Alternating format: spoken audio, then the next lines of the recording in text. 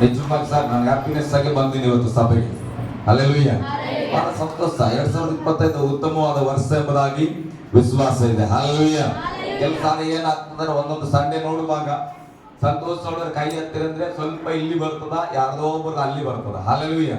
ಆದ್ರೆ ಇವತ್ತು ದೇವರ ಕೃಪೆ ಎಲ್ಲರ ಕೈಗಳು ಮೇಲ್ ಬಂದಿದೆ. ಹಲ್ಲೆಲೂಯಾ. ಗಟ್ಟಿಯಾಗಿ ಹಲ್ಲೆಲೂಯಾ. ಸಂತೋಷದಲ್ಲಿ ಇದ್ದೀರಿ, ಆದ್ರೂ ಕೂಡ ದೇವರು ನಮ್ಗೆ ಸಂತೋಷ ಪಡ್ರಿ ಅಂತ ಹೇಳ್ತಾ ಇದ್ದಾನೆ. ಹಲ್ಲೆಲೂಯಾ. 1 ಥೆಸಲೋನಿಕ 5ನೇ ಅಧ್ಯಾಯ 16ನೇ ವಚನವನ್ನು ಓದ್ರಿ. 5 ಥೆಸಲೋನಿಕ ಓಕೆ 16ನೇ ವಚನ ಒಂದೇ ಓದ್ರಿ. ಕನ್ನಡದಲ್ಲಿ 16 17 ಸೇರಿಸಿ ಒಂದೇ ವಚನ ಮಾಡಿಬಿಟ್ಟಿದ್ದಾರೆ. ಹಲ್ಲೆಲೂಯಾ. ಆದ್ರೆ ಇಂಗ್ಲಿಷ್ ಬೈಬಲ್ ಹಾಗೆ ಇರಲ್ಲ. 16ನೇ ವಚನ ಒಂದಿರ್ತದೆ, 17ನೇ ವಚನ ಒಂದಿರ್ತದೆ. ಕನ್ನಡದಲ್ಲಿ ಏನಾಗಿದೆ, ಎರಡು ಸೇರಿ ಒಂದೇ ವಚನ ಆಗಿದೆ. ಹಲ್ಲೆಲೂಯಾ.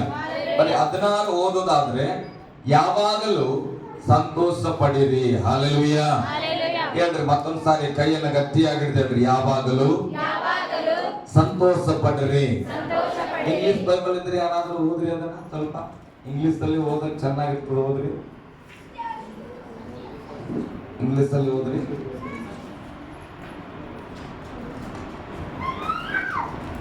ಇರುವವರು ಓದ್ರಿ. ನನಗೇನು ಹೆಚ್ಚಾಗಿ ಇಂಗ್ಲಿಷ್ ಬರಲ್ಲ, ಆದ್ರೂ ಕೂಡ ನಾನು ಪ್ರಯತ್ನಿಸ್ತಾ ಇರ್ತೇನೆ. ಹಲ್ಲೆಲೂಯಾ. ಓಕೆ ಓದ್ರಿ. ಇಂಗ್ಲಿಷ್ ಬೈಬಲ್ ಇದ್ರೆ, KJV ಬೈಬಲ್ ಇದ್ರೆ, ನನ್ನ ಮೊಬೈಲ್ ಅಲ್ಲಿ ಇಲ್ಲ, ಸಿಸ್ಟರ್ ಫೋನ್ ಅಲ್ಲಿ ಇದ್ದಿತ್ತು. ಹಲ್ಲೆಲೂಯಾ. ಓಕೆ ಓದ್ರಿ.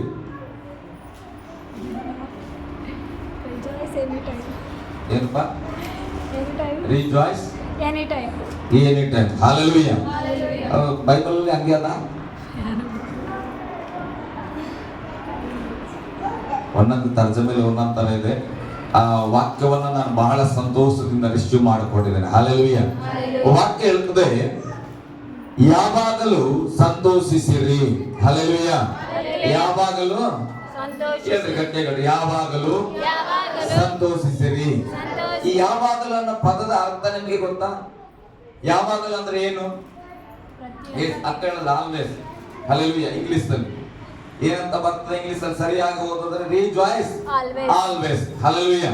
ನಾನು ಬೆಳಿಗ್ಗೆ ಇದನ್ನ ಪ್ರಾಕ್ಟೀಸ್ ಮಾಡ್ತಾ ಇದ್ದೆ. ಇಂಗ್ಲಿಷ್ ನನಗೆ ಬರಲ್ಲ, ಅದಕ್ಕೆ ನಾನು ನಮ್ಮ ಸತ್ಯ ಮಾತ್ರ ಹೇಳ್ತಾ ಇದ್ದೆ, ಇಂಗ್ಲಿಷ್ ಅಲ್ಲಿ ಪ್ರಸಂಗಿಸಿದ್ರೆ ಹೇಗಿರ್ತದೆ. ಹಲ್ಲೆಲೂಯಾ. ನೀನು ಕನ್ನಡದಲ್ಲಿ ತರ್ಜಮೆ ಮಾಡು, ನಾನು ಇಂಗ್ಲಿಷ್ ಅಲ್ಲಿ ಹೇಳ್ತೇನೆ ಎಂಬುದಾಗಿ. ಹಲ್ಲೆಲೂಯಾ. ಸ್ವಾತಿ ರಿಜಾಯ್ಸ್ ಇನ್ ಆಲ್ವೇಸ್. ಹಲ್ಲೆಲೂಯಾ. ಅಂದ್ರೆ ಸ್ವಾತಿಯಮ್ಮ, ನೀನು ಯಾವಾಗಲೂ ಸಂತೋಷ ಪಡು. ಹಲ್ಲೆಲೂಯಾ. ಯಾವಾಗಲೂ ನೀನು ಸಂತೋಷ ಪಡು. ನಿನ್ನ ಸಭೆಯಲ್ಲಿ ಯಾವಾಗಲೂ ಸಂತೋಷ ಪಡಿರಿ. ಹಲ್ಲೆಲೂಯಾ. ನಿನ್ನ ಕುಟುಂಬದಲ್ಲಿ ಯಾವಾಗಲೂ ಸಂತೋಷ ಪಡಿರಿ. ಹಲ್ಲೆಲೂಯಾ. ಯಾವಾಗಲೂ ಅನ್ನೋ ಪದದ ಅರ್ಥ ನಮಗೆ ಆದ್ರೆ ನಮಗೆ ಈ ವಾಕ್ಯದ ಅರಿವು ನಮಗೆ ಆಗ್ತದೆ. ಯಾವಾಗಲೂ ಅಂದ್ರೆ ಏನು? ಪ್ರತಿ ಕ್ಷಣ. ಹಲ್ಲೆಲೂಯಾ. ಯಾವಾಗಲೂ ಅಂದ್ರೆ ಯಾವಾಗಾದ್ರೂ. ಭಾನುವಾರ ಸಂತೋಷ ಪಡ್ರಿ. ಹಲ್ಲೆಲೂಯಾ. ಕರ್ತನ ಮೇಜಿದ್ದಾಗ ಸಂತೋಷ ಪಡ್ರಿ. ಹೊಸ ವರ್ಷ ಬಂದಾಗ ಸಂತೋಷ ಪಡ್ರಿ. ಹೊಸ ಸೀರೆ ಉಟ್ಕೊಂಡ್ರೆ ಮಾತ್ರ ಸಂತೋಷ ಪಡ್ರಿ. ಹಲ್ಲೆಲೂಯಾ. ಭಾನುವಾರ ಮನೆಯಲ್ಲಿ ಬಿರಿಯಾನಿ ಮಾಡಿದ್ರೆ ಮಾತ್ರ ಸಂತೋಷ ಪಡ್ರಿ. ಹಂಗೆ ಬರ್ದಿದ್ಯಾ? ಇಲ್ಲ. ವಾಕ್ಯದಲ್ಲಿ ಬರೆದಿರೋದು ಬಹಳ ಸಿಂಪಲ್. ಅಂದ್ರೆ ಯಾವಾಗಲೂ ಸಂತೋಷಿಸಿರಿ. ಹಲ್ಲೆಲೂಯಾ. ಗಟ್ಟಿಯಾಗಿ ಯಾವಾಗಲೂ ಸಂತೋಷ ಪಡುವುದು. ಆಮೇಲೆ ಹೇಳ್ರಿ. ಯಾವಾಗಲೂ ಸಂತೋಷ ಪಡುತ್ತೇವೆ. ಆಮೆನ್. ಹಲ್ಲೆಲೂಯಾ. ನನ್ನ ಪ್ರಸಂಗ ಕೇಳುವಾಗ ಸ್ವಲ್ಪ ಎಚ್ಚರಿಕೆಯಾಗಿ ಇರಬೇಕು. ಹಲ್ಲೆಲೂಯಾ. ನಿಮ್ ಪಾಸ್ಟರ್ ಹಂಗೆ ಹೋಗಿ ಹೀಗೆ ಬಂದ್ಬಿಡ್ತಾರ. ಯಾಕಂದ್ರೆ ವಾಕ್ಯನ ಹಾಗೆ. ವಾಕ್ಯ ಇಬ್ಬಾಯಿ ಕತ್ತಿ ಇದ್ದ ಹಾಗೆ. ಹಲ್ಲೆಲೂಯಾ. ಆ ಕಡೆ ಒಂದ್ ಕಡೆ ಕಟ್ ಮಾಡ್ತದೆ, ಈ ಕಡೆ ಒಂದ್ ಕಡೆ ಕಟ್ ಮಾಡ್ತದೆ. ಹಲ್ಲೆಲೂಯಾ. ಕೀಲು ವಚನಗಳನ್ನ ತಾಕಿ ಹೋಗುವಂತದಾಗಿದೆ. ಹಾಗಾದ್ರೆ ಯಾವಾಗಲೂ ಸಂತೋಷ ಪಡಬೇಕು. ವಾಕ್ಯ ನಮ್ಗೆ ಹೇಳ್ತಾ ಇದೆ, ಯಾವಾಗಲೂ ಸಂತೋಷ ಪಡಪ್ಪ ಎಂಬುದಾಗಿ. ಹಲ್ಲೆಲೂಯಾ. ನನಗೆ ಬೆಳಿಗ್ಗೆ ಒಂದು ಕನಸು ಬಿದ್ದಿತ್ತು. ಎಲ್ಲರೂ ಪ್ರಾರ್ಥನೆ ಮಾಡ್ರಿ, ಆ ಕನಸು ನನಸಾಗೋದು ಬೇಡ. ಹಲ್ಲೆಲೂಯಾ. ಬೆಳಗ್ಗಿನ ಜಾವದಲ್ಲಿ ನಾನು ಕನಸು ಕಾಣ್ತಾ ಇದ್ದೆ. ಕನಸು ಕಾಣುವಾಗ ನಾನು ನನ್ನ ಹೆಂಡತಿ ಮಕ್ಕಳ ವಿಚಾರಕ್ಕಾಗಿ ಹಾಸ್ಪಿಟ್ಲಲ್ಲಿ ಹೋಗಿದ್ವಿ. ಹಲ್ಲೆಲೂಯಾ. ಹಾಸ್ಪಿಟ್ಲಿಗೆ ಹೋದಾಗ ಡಾಕ್ಟರ್ ಹತ್ರ ಹೇಳಿದ್ವಿ, ಸರ್ ಎಲ್ಲ 35 ವರ್ಷ ಆದ್ಮೇಲೆ ಮಕ್ಕಳಾಗಲ್ಲ ಅಂತ ಹೇಳ್ತಾರ. ನಾನು 34 ದಾಟಿನಿ, ನೆಕ್ಸ್ಟ್ ಇಯರ್ ಅಲ್ಲಿ 35 ಬಂದ್ಬಿಡ್ತೇನೆ. ಹಲ್ಲೆಲೂಯಾ. ಹಾಗಾದ್ರೆ ನಮ್ಮ ಕತೆ ಏನಪ್ಪಾ ಅಂತೇಳಿ ಕನ್ಸಲ್ಲಿ ನಾವು ಅದು ಚಿಂತೆ ಮಾಡಲ್ಲ. ಕನ್ಸಲ್ಲಿ ಬಂದಿದೆ, ಹೋಗಿದ್ವಿ. ಆವಾಗ ಅವ್ರು ಏನ್ ಮಾಡಿದ್ವಿ ಗೊತ್ತಾ? ನನ್ನ ಕೈಯಲ್ಲಿ ಸ್ವಲ್ಪ ಬ್ಲಡ್ ತಗೊಂಡ್ರು. ಕನಸಲ್ಲಿ ಹೇಳ್ತಾ ಇದ್ದಾನೆ, ಗಮನಿಸ್ತೀರಿ. ಕನಸಲ್ಲಿ ಸ್ವಲ್ಪ ಬ್ಲಡ್ ತಗೊಂಡ್ರು. ಇಲ್ಲಿ ಯಾರು ಬ್ಲಡ್ ತಗೊಂಡಿದ್ದ ನನಗೆ ಗೊತ್ತಿಲ್ಲ. ಇಲ್ಲಿ ಹಂಗೆ ಒಂದು ಸಿರಂಜ್ ಜೊತೆ ಸ್ವಲ್ಪ ಬ್ಲಡ್ ತಗೊಂಡ್ರು ಕನಸಲ್ಲಿ. ತಗೊಂಡು 2 ನಿಮಿಷ ಕೂಡ ಆಗಿಲ್ಲ ಅಂತ ಹೇಳ್ಬಿಟ್ಟು ಏನ್ ಗೊತ್ತಾ, ನಿಮ್ಗೆ ಲೆನ್ಸ್ ಕ್ಯಾನ್ಸರ್ ಇದೆ. ಹಲ್ಲೆಲೂಯ. ಕನಸಲ್ಲಿ ಏನಂತ ಹೇಳ್ಬಿಟ್ಟು ಡಾಕ್ಟ್ರು, ಲೆನ್ಸ್ ಕ್ಯಾನ್ಸರ್ ಇದೆ ಅಂತ. ಅರೆ ನಾನ್ ಬಂದಿದ್ದು ಏನಕ್ಕಪ್ಪ ಈತ ಏನ್ ಹೇಳ್ತಾನ, ನಾವು ಬಂದಿದ್ದು ಮಕ್ಕಳ ವಿಚಾರಕ್ಕಾಗಿ, ಇದೇನ್ ಲೆನ್ಸ್ ಕ್ಯಾನ್ಸರ್ ಅಂತ ಹೇಳ್ಬಿಟ್ರು ಅಂತ. ಆಯ್ತು, ಸ್ವಲ್ಪ ತಾಗಿದ್ಮೇಲೆ ಎಚ್ಚರವಾಗ್ತದೆ, ಸ್ತೋತ್ರವನ್ನ ಸಲ್ಲಿಸಬೇಕು. ನಾನು ಹೇಳಿದೆ, ದೇವ್ರೆ ಯಾವ ಕ್ಯಾನ್ಸರ್ ಇದ್ರು ಡೋಂಟ್ ವರಿ. ಹಲ್ಲೆಲೂಯ. ಗಟ್ಟಿಯಾಗಿ ಹಲ್ಲೆಲೂಯ. ಯಾಕಂದ್ರೆ ವಾಕ್ಯ ಮಾತಾಡಿದೆ, ಯಾವಾಗಲೂ ಸಂತೋಷ ಪಡ್ರಿ. ಕನಸದು ಚಿಂತೆ ಮಾಡಬೇಡ್ರಿ, ಪ್ರಾರ್ಥನೆ ಮಾಡ್ರಿ. ಹಲ್ಲೆಲೂಯ. ಹಾಗಾದ್ರೆ ಉದಾಹರಣೆ, ಈಗ ನಿಜವಾಗಿದ್ರೆ ಕನಸಾಗಿದ್ದಕ್ಕೆ ಎದ್ದ ಸ್ತೋತ್ರಪ್ಪ, ಕನಸಲ್ಲಿ ಕ್ಯಾನ್ಸರ್ ಇದ್ರು ಸ್ತೋತ್ರ, ಹಾರ್ಟ್ ಅಟ್ಯಾಕ್ ಆಗಿದ್ರು ಸ್ತೋತ್ರ. ಅಪ್ಪ ಬೆಳಿಗ್ಗೆ ಎದ್ದಾಗ ಗಿಂಟ್ಕೊಂಡು ಏನ್ ಮಾಡ್ತವೆ, ಇದು ಭೂಮಿಯಲ್ಲಿ ನಾನು ಇದ್ದೇನೆ, ಇದು ಕನಸು ಹೋಗ್ಲಿ ಬಿಡಂತವೆ. ಹಲ್ಲೆಲೂಯ. ಹಾಗಾದ್ರೆ ನಿಜವಾಗಿ ಇದೇನಾದ್ರೂ ಅಪ್ಲೈ ಆಗುವಾಗ, ಯಾರಿಗಾದ್ರೂ ಕ್ಯಾನ್ಸರ್ ಇದೆ ಅಥವಾ ನಿನ್ಗೆ ರೋಗ ಇದೆ, ನಿನಗೆ ಹಾರ್ಟ್ ಅಟ್ಯಾಕ್ ಆಗ್ತದೆ, ಏನೋ ಒಂದು ಇದನ್ನ ಕೇಳುವಾಗ ಹಾಗಾದ್ರೆ ಸಂತೋಷ ಪಡ್ಬೇಕಾ? ಮತ್ತೆ ವಾಕ್ಯ ಏನ್ ಹೇಳ್ತದ, ಮತ್ತೆ ಏನಪ್ಪ ಈ ಹೆಂಗ ಮಾಡ್ತೀರಿ? ಈಗ ಯಾವಾಗ ಸಂತೋಷ ಪಡ್ರಿ ಅಂತ ಹೇಳ್ತದ ವಾಕ್ಯ. ನಾವು ಹೇಳ್ತಾರೆ ಯಾವಾಗ ಸಂತೋಷ ಪಡ್ತೇವೆ. ಸ್ತೋತ್ರ. ಅಮ್ಮಯ್ಯನ ಏನ ವಾಕ್ಯ ಬಂದ್ರೆ ನಾವು ಜೈಕರ ಹಾಕ್ತೇವೆ. ಹಲ್ಲೆಲೂಯ. ನಿಜವಾಗಿ ಹಾಕ್ಬೇಕು ಪ್ರಿಯರೇ. ಹಾಗಾದ್ರೆ ನಮಗೆ ರೋಗ ಇದೆ ಅಂತ ಹೇಳಿದಾಗ ನಾವು ಸಂತೋಷ ಪಡಕ್ ಆಗ್ತದ? ಗಟ್ಟಿಯಾಗಿ ಇಲ್ಲ ಅನ್ನೋರು, ಇಲ್ಲ ಅನ್ನೋರು, ನಾವಾಗ ಸಂತೋಷ ಪಡಕ್ ಆಗಲ್ಲ ಅನ್ನೋರು. ಹಲ್ಲೆಲೂಯ. ನಾನು ಸಂತೋಷ ಪಡ್ತೇನೆ. ನನ್ನ ಜೊತೆಲಿ ಯಾರಾದ್ರೂ ಕೈ ಎತ್ತಲಿಕ್ಕೆ ಆಗ್ತದ? ನನಗೆ ರೋಗ ಇದೆ ಅಂತ ಯಾರಾದ್ರೂ ಹೇಳಿದ್ರೆ ನಾನು ಸಂತೋಷ ಪಡ್ತೇನೆ. ನಿಜವಾಗಿ ಹೇಳ್ತೇನೆ, 100% ನಾನು ಹೇಳ್ತಾ ಇದ್ದೇನೆ. ವಾಕ್ಯದ ಆಧಾರದಲ್ಲಿ ನಿಮಗೂ ಅದನ್ನು ಕಲಿಸ್ತೇನೆ. ದೇವ್ರ ಅದಕ್ಕೆ ಈ ಪ್ರಸಂಗಕ್ಕಾಗಿ ಕನಸು ಕೊಟ್ಟಾನೆ ಅನ್ನೋ ಸ್ತೋತ್ರ. ಹಲ್ಲೆಲೂಯ. ನಾನು ಹೇಳ್ತಾ ಇದ್ದೆ ಬೆಳಗ್ಗೆ, ಸಿಕ್ಕಿದ್ದೆಲ್ಲ ಕನಸು ಕಾಣಕ್ ಹೋಗ್ಬೇಡ. ಯಾಕಂದ್ರೆ ಕನಸು ಕಾಣ್ತೀವಿ ನೋಡಿ. ಕನಸು ಕಾಣೋದು ಹೆಂಗಾಗ್ತದ್ರಿ? ನನಗೆ ಕ್ಯಾನ್ಸರ್ ಇಲ್ಲಿಂದ ಕನಸು ಕಾಣಕ್ ಆಗ್ತದ? ಅವ್ರು ಹೇಳ್ತಾರೆ, ಹಿಂಗೆ ಬಿದ್ದಿದೆ ಕನಸು ಅಂದ್ರೆ ಎಂತೆಂತದ್ದು ಕನಸು ಕಾಣ್ತೀಯಪ್ಪ ಅಂತವೆಲ್ಲ ಕನಸು ಕಾಣಬೇಡ ಅಂತ. ಹಲ್ಲೆಲೂಯ. ವಾಸ್ತವವಾಗಿ ಹೇಳ್ರಿ, ಅದು ಕನಸು ನಾವು ಕೇಳೋದಲ್ಲ. ಹಲ್ಲೆಲೂಯ. ಕೆಲವು ಯೋಚನೆ ಪ್ರಕಾರ ಬರ್ತದೆ, ಕೆಲವರು ದೈವಿಕವಾಗಿ ಕೂಡ ಬರ್ತದೆ. ಹಾಗಾದ್ರೆ ಯಾವಾಗಲೂ ಸಂತೋಷ ಪಡ್ರಿ ಅಂತ ದೇವರ ವಾಕ್ಯ ಹೇಳ್ತದೆ. ನಿನ್ನ ಕುಟುಂಬದಲ್ಲಿ ಸಮಸ್ಯೆ ಬರ್ತದೆ ಅಂದ್ರೆ ಎಲ್ಲಿ ಸಂತೋಷ ಪಡಕ್ಕಾಗ್ತದೆ? ನಿನ್ನ ಗಂಡನಿಗೆ ರೋಗ ಬರ್ತದೆ ಅಂದ್ರೆ ಎಲ್ಲಿ ಸಂತೋಷ ಪಡಕ್ಕಾಗ್ತದೆ? ನಿನ್ನ ಮಗಳಿಗೆ ಮದುವೆ ಆಗದೇ ಇಲ್ಲ, ಯಾವಾಗ ಸಂತೋಷ ಆಗ್ತದೆ? ಅವ ಹೇಳಿದ ತಕ್ಷಣ ಹೋಗುವ ಸಂತೋಷ 10 ವರ್ಷ ಆದ್ರೂ ಬರಲ್ಲ. ಹಲ್ಲೆಲೂಯ. ಹಾಗಾದ್ರೆ ಹೇಗೆ ಯಾವಾಗಲೂ ಸಂತೋಷ ಪಡ್ಲಿಕ್ಕೆ ಸಾಧ್ಯ? ಪಾಸ್ಟ್ರೇ, ನೀವ್ ಹೇಳ್ತಾ ಇದ್ರಿ ಕ್ಯಾನ್ಸರ್ ಬರ್ತದಂತ ಹೇಳಿದ್ರು ಕೂಡ ನಾನು ಸಂತೋಷ ಪಡ್ತೀನಿ ಅಂತ. ಹೇಗೆ ಸಂತೋಷ ಪಡ್ತೀರಂದ್ರೆ, ನನಗೆ ಒಂದು ವಿಶ್ವಾಸ ಇದೆ. ಏನ್ ವಿಶ್ವಾಸ ಇದೆ ಅಂದ್ರೆ, ಒಂದು ವಿಶ್ವಾಸ ಇದೆ. ಹಲ್ಲೆಲೂಯ. ಗುಡ್ ಫ್ರೈಡೆ ಬರ್ತದೆ ನಮ್ಮೆಲ್ಲರ ಜೀವಿತದಲ್ಲಿ ವರ್ಷಕ್ಕೊಮ್ಮೆ. ಎಷ್ಟು ಜನಕ್ಕೆ ಗೊತ್ತು ಗುಡ್ ಫ್ರೈಡೆ ಯಾಕೆ ಮಾಡ್ತೇವೆ? ಯೇಸು ಸ್ವಾಮಿ ನನಗಾಗಿ ನಿನಗಾಗಿ ಶಿಲುಬೆಯನ್ನ ಏರಿದ್ರು. ಶಿಲುಬೆಯನ್ನ ಏರಿದಾಗ ಯೆಶಾಯನ ಪುಸ್ತಕದಲ್ಲಿ ಹೇಳ್ತದೆ, ಆತನ ಹೊತ್ತ ಭಾರವು ಯಾರದಂತ? ಗಟ್ಟಿಯಾಗಿ ಹೇಳ್ರಿ. ನಿಮ್ದು ಹೊತ್ಕೊಂಡಿದ್ರೆ ಯೇಸು ಸ್ವಾಮಿ ಗಟ್ಟಿಯಾಗಿ ಹೇಳ್ರಿ. ಆತನ ಹೊತ್ತ ಭಾರ ಯಾರದು? ನನ್ನದು. ಹಲ್ಲೆಲೂಯ. ನನ್ನ ಸ್ಟೈಲ್ ಅಲ್ಲಿ ನಾನು ಯೇಸು ಸ್ವಾಮಿ ಹೊತ್ತ ಭಾರ ನನ್ನದು. ಹಲ್ಲೆಲೂಯ. ಯೇಸು ಸ್ವಾಮಿ ಮೊಳೆಗಳನ್ನ ಒಡೆಸಿಕೊಟ್ಟಿದ್ದು ನನ್ನ ಪಾಪಕ್ಕಾಗಿ. ಹಲ್ಲೆಲೂಯ. ಯೇಸು ಸ್ವಾಮಿ ಮುಳ್ಳು ಕಿರೀಟಗಳನ್ನ ಹೊತ್ತಿದ್ದು ನನ್ನ ಕೆಟ್ಟ ಆಲೋಚನೆಗಳಿಗಾಗಿ. ಹಲ್ಲೆಲೂಯ. ಯೇಸು ಸ್ವಾಮಿ ಪ್ರಾಣವನ್ನ ತ್ಯಾಗ ಮಾಡಿದ್ದು ನನ್ನ ಪಾಪವನ್ನ ಕ್ಷಮಿಸುವುದಕ್ಕಾಗಿ. ಹಲ್ಲೆಲೂಯ. ಬೈಬಲ್ ಹೇಳ್ತದೆ, ಆತನ ಮೈಯ ಮೇಲೆ ಬಾಸುಂಡೆಗಳು ಬಿದ್ದಿದ್ದು ನನ್ನ ರೋಗಗಳಿಗಾಗಿ. ಹಲ್ಲೆಲೂಯ. ಒಂದು ಅರ್ಥ ಆದವರು ಆಮೇಲೆ ಹೇಳ್ರಿ. ಹಲ್ಲೆಲೂಯ. ಶಿಲುಬೆಯಲ್ಲಿ ಇದ್ದಂತ ಯೇಸು ಸ್ವಾಮಿಯ ಮೇಲೆ 39 ಚಡಿ ಏಟುಗಳು ಬಿದ್ದಿದ್ದವು. ಹಲ್ಲೆಲೂಯ. ಬಾಸುಂಡೆಗಳು ಬಂದಿದ್ದವು. ಬೈಬಲ್ ಹೇಳ್ತದೆ, ಆತನ ಬಾಸುಂಡೆಗಳು ನಮ್ಮ ರೋಗದ ನಿಮಿತ್ತವಾಗಿ ಬಿದ್ದಿತ್ತು. ಬೈಬಲ್ ಹೇಳ್ತದೆ, ಕ್ರಿಸ್ತನ ಬಾಸುಂಡೆಗಳಿಂದ ನೀನು ಏನಾಗ್ತಿ ಅಂತ? ಗುಣವಾಗೋದು. ನಾನು ಹೇಳ್ತೇನೆ, ಕನಸಲ್ಲೇ ಅಲ್ಲ, ರಿಯಲ್ ಆಗಿ ಬಂದ್ರು ಕೂಡ ನಾನು ಹೇಳ್ತೇನೆ, ಯೇಸು ಸ್ವಾಮಿ ಶಿಲುಬೆ ಮೇಲೆ ನನಗಾಗಿ ಬಾಸುಂಡೆಯನ್ನ ತಿಂದಿದ್ದಾನೆ. ಹಲ್ಲೆಲೂಯ. ಆ ಬಾಸುಂಡೆಗಳು ನನ್ನ ಕ್ಯಾನ್ಸರ್ ಅನ್ನ ಸ್ವಸ್ಥ ಮಾಡುತ್ತೇವೆ. ಅದಕ್ಕೆ ನಾನು ಹೇಳ್ತೇನೆ, ಕ್ಯಾನ್ಸರ್ ಬಂದಿದೆ ಅಂತ ಸಂತೋಷ ಅಲ್ಲ, ಆ ಕ್ಯಾನ್ಸರ್ ಅನ್ನ ಶಿಲುಬೆ ಮೇಲೆ ಯೇಸು ಹೊತ್ತು ತೀರಿಸೋಣ. ಅದಕ್ಕೆ ನಾನು ಹೇಳ್ತೇನೆ ಸಂತೋಷ ಅಂತ. ಹಲ್ಲೆಲೂಯ. ವಾಕ್ಯವನ್ನ ನಾವು ಅರ್ಥ ಮಾಡ್ಕೊಳ್ಳೋದಾದ್ರೆ, ದೇವರು ಕಷ್ಟವನ್ನ ಇಟ್ಟಿದ್ರೆ ಯಾವಾಗಲೂ ಸಂತೋಷ ಪಡಂತ ಹೇಳಲ್ಲ. ಹಲ್ಲೆಲೂಯ. ಸ್ವಲ್ಪ ದುಃಖ ಪಡೋ ಮಗ ಅಂತ ಹೇಳ್ತೀನಿ, ಆದ್ರೆ ಬೈಬಲ್ ವಚನ ಹೇಳ್ತದೆ ಯಾವಾಗಲೂ ಸಂತೋಷ ಪಡ್ರಿ. ಪಕ್ಕದಲ್ಲಿ ಕೈ ಕೊಟ್ಟು ಹೇಳ್ರಿ, ಯಾವಾಗಲೂ ಸಂತೋಷ ಪಡ್ರಿ. ಸೈತಾನನನ್ನ ಅಂಜಿಸ್ಬೇಕಂದ್ರೆ ವಾಕ್ಯದ ಅರಿವು ನಮಗಿರಬೇಕು. ಹಲ್ಲೆಲೂಯ. ವಾಕ್ಯ ಹೇಳ್ತದೆ, ಆತನ ಬಾಸುಂಡೆಗಳಿಂದ ನಾವು ಗುಣವಾಗುವೆವು. ಹಲ್ಲೆಲೂಯ. ಆತನ ಬಾಸುಂಡೆಗಳಿಂದ ನಾವು ಸೌಖ್ಯವಾಗುವೆವು. ಒಬ್ಬ ಕುಷ್ಠರೋಗಿ ಇದ್ದನು ಯೇಸು ಸ್ವಾಮಿಯ ಕಾಲದಲ್ಲಿ. ಆತನನ್ನ ಊರಿಂದ ಹೊರಗಿಟ್ಬಿಟ್ಟಿರ್ತಾರೆ. ಆತನನ್ನು ಯಾರು ಮುಟ್ಟಲ್ಲ, ಯಾರು ಸೇರಿಸಿಕೊಳ್ಳಲ್ಲ. ಆ ಕುಷ್ಠರೋಗಿ ಒಂದು ಸಾರಿ ಯೇಸು ಸ್ವಾಮಿಗೆ ಎದುರಾಗುವಾಗ ಆತನ ಹೇಳ್ತಾನೆ, ಸ್ವಾಮಿ ನಿನಗೆ ಮನಸ್ಸಿದ್ರೆ ನನ್ನನ್ನು ಸ್ವಸ್ಥ ಮಾಡು. ಹಲ್ಲೆಲೂಯ. ಅದಕ್ಕೆ ಯೇಸು ಸ್ವಾಮಿ ಹೇಳಿದ್ರು, ನಿನ್ ಕುಷ್ಠರೋಗಿ ಆ ಕಡೆ ಹೋಗಪ್ಪ, ನೀನು ಮುಟ್ಟಲ್ಲ ಅಂದ್ರೆ, ಇಲ್ಲ ನನಗ್ ಮನಸ್ಸಿದೆ, ನೀನು ವಿಶ್ವಾಸ ಮಾಡಿದ್ರೆ ಸ್ವಸ್ಥವಾಗ್ತದೆ. ನಾನು ಹೇಳ್ತೇನೆ, ಕ್ಯಾನ್ಸರ್ ಬಂದಿದ್ರೆ ನಾನು ಸ್ತೋತ್ರ ಹೇಳ್ತೇನೆ, ಕ್ಯಾನ್ಸರ್ಗಲ್ಲ. ಹಲ್ಲೆಲೂಯ. ಓ ದೇವರ ನಿಮಿತ್ತವಾಗಿ ನನಗೆ ಕ್ಯಾನ್ಸರ್ ಬಂದ್ಬಿಡ್ತು, ಅಯ್ಯೋ ದೇವರ ಸೇವೆ ನಿಮಿತ್ತವಾಗಿ ಅವಮಾನ ಆಗ್ಬಿಡ್ತು, ಸೇವೆ ನಿಮಿತ್ತ ನಾನು ಕಷ್ಟ ಪಡ್ತಾ ಇದ್ದೇನೆ, ಆ ಕಷ್ಟಕ್ಕಾಗಿ ಸ್ತೋತ್ರ ಇಲ್ಲ. ಹಲ್ಲೆಲೂಯ.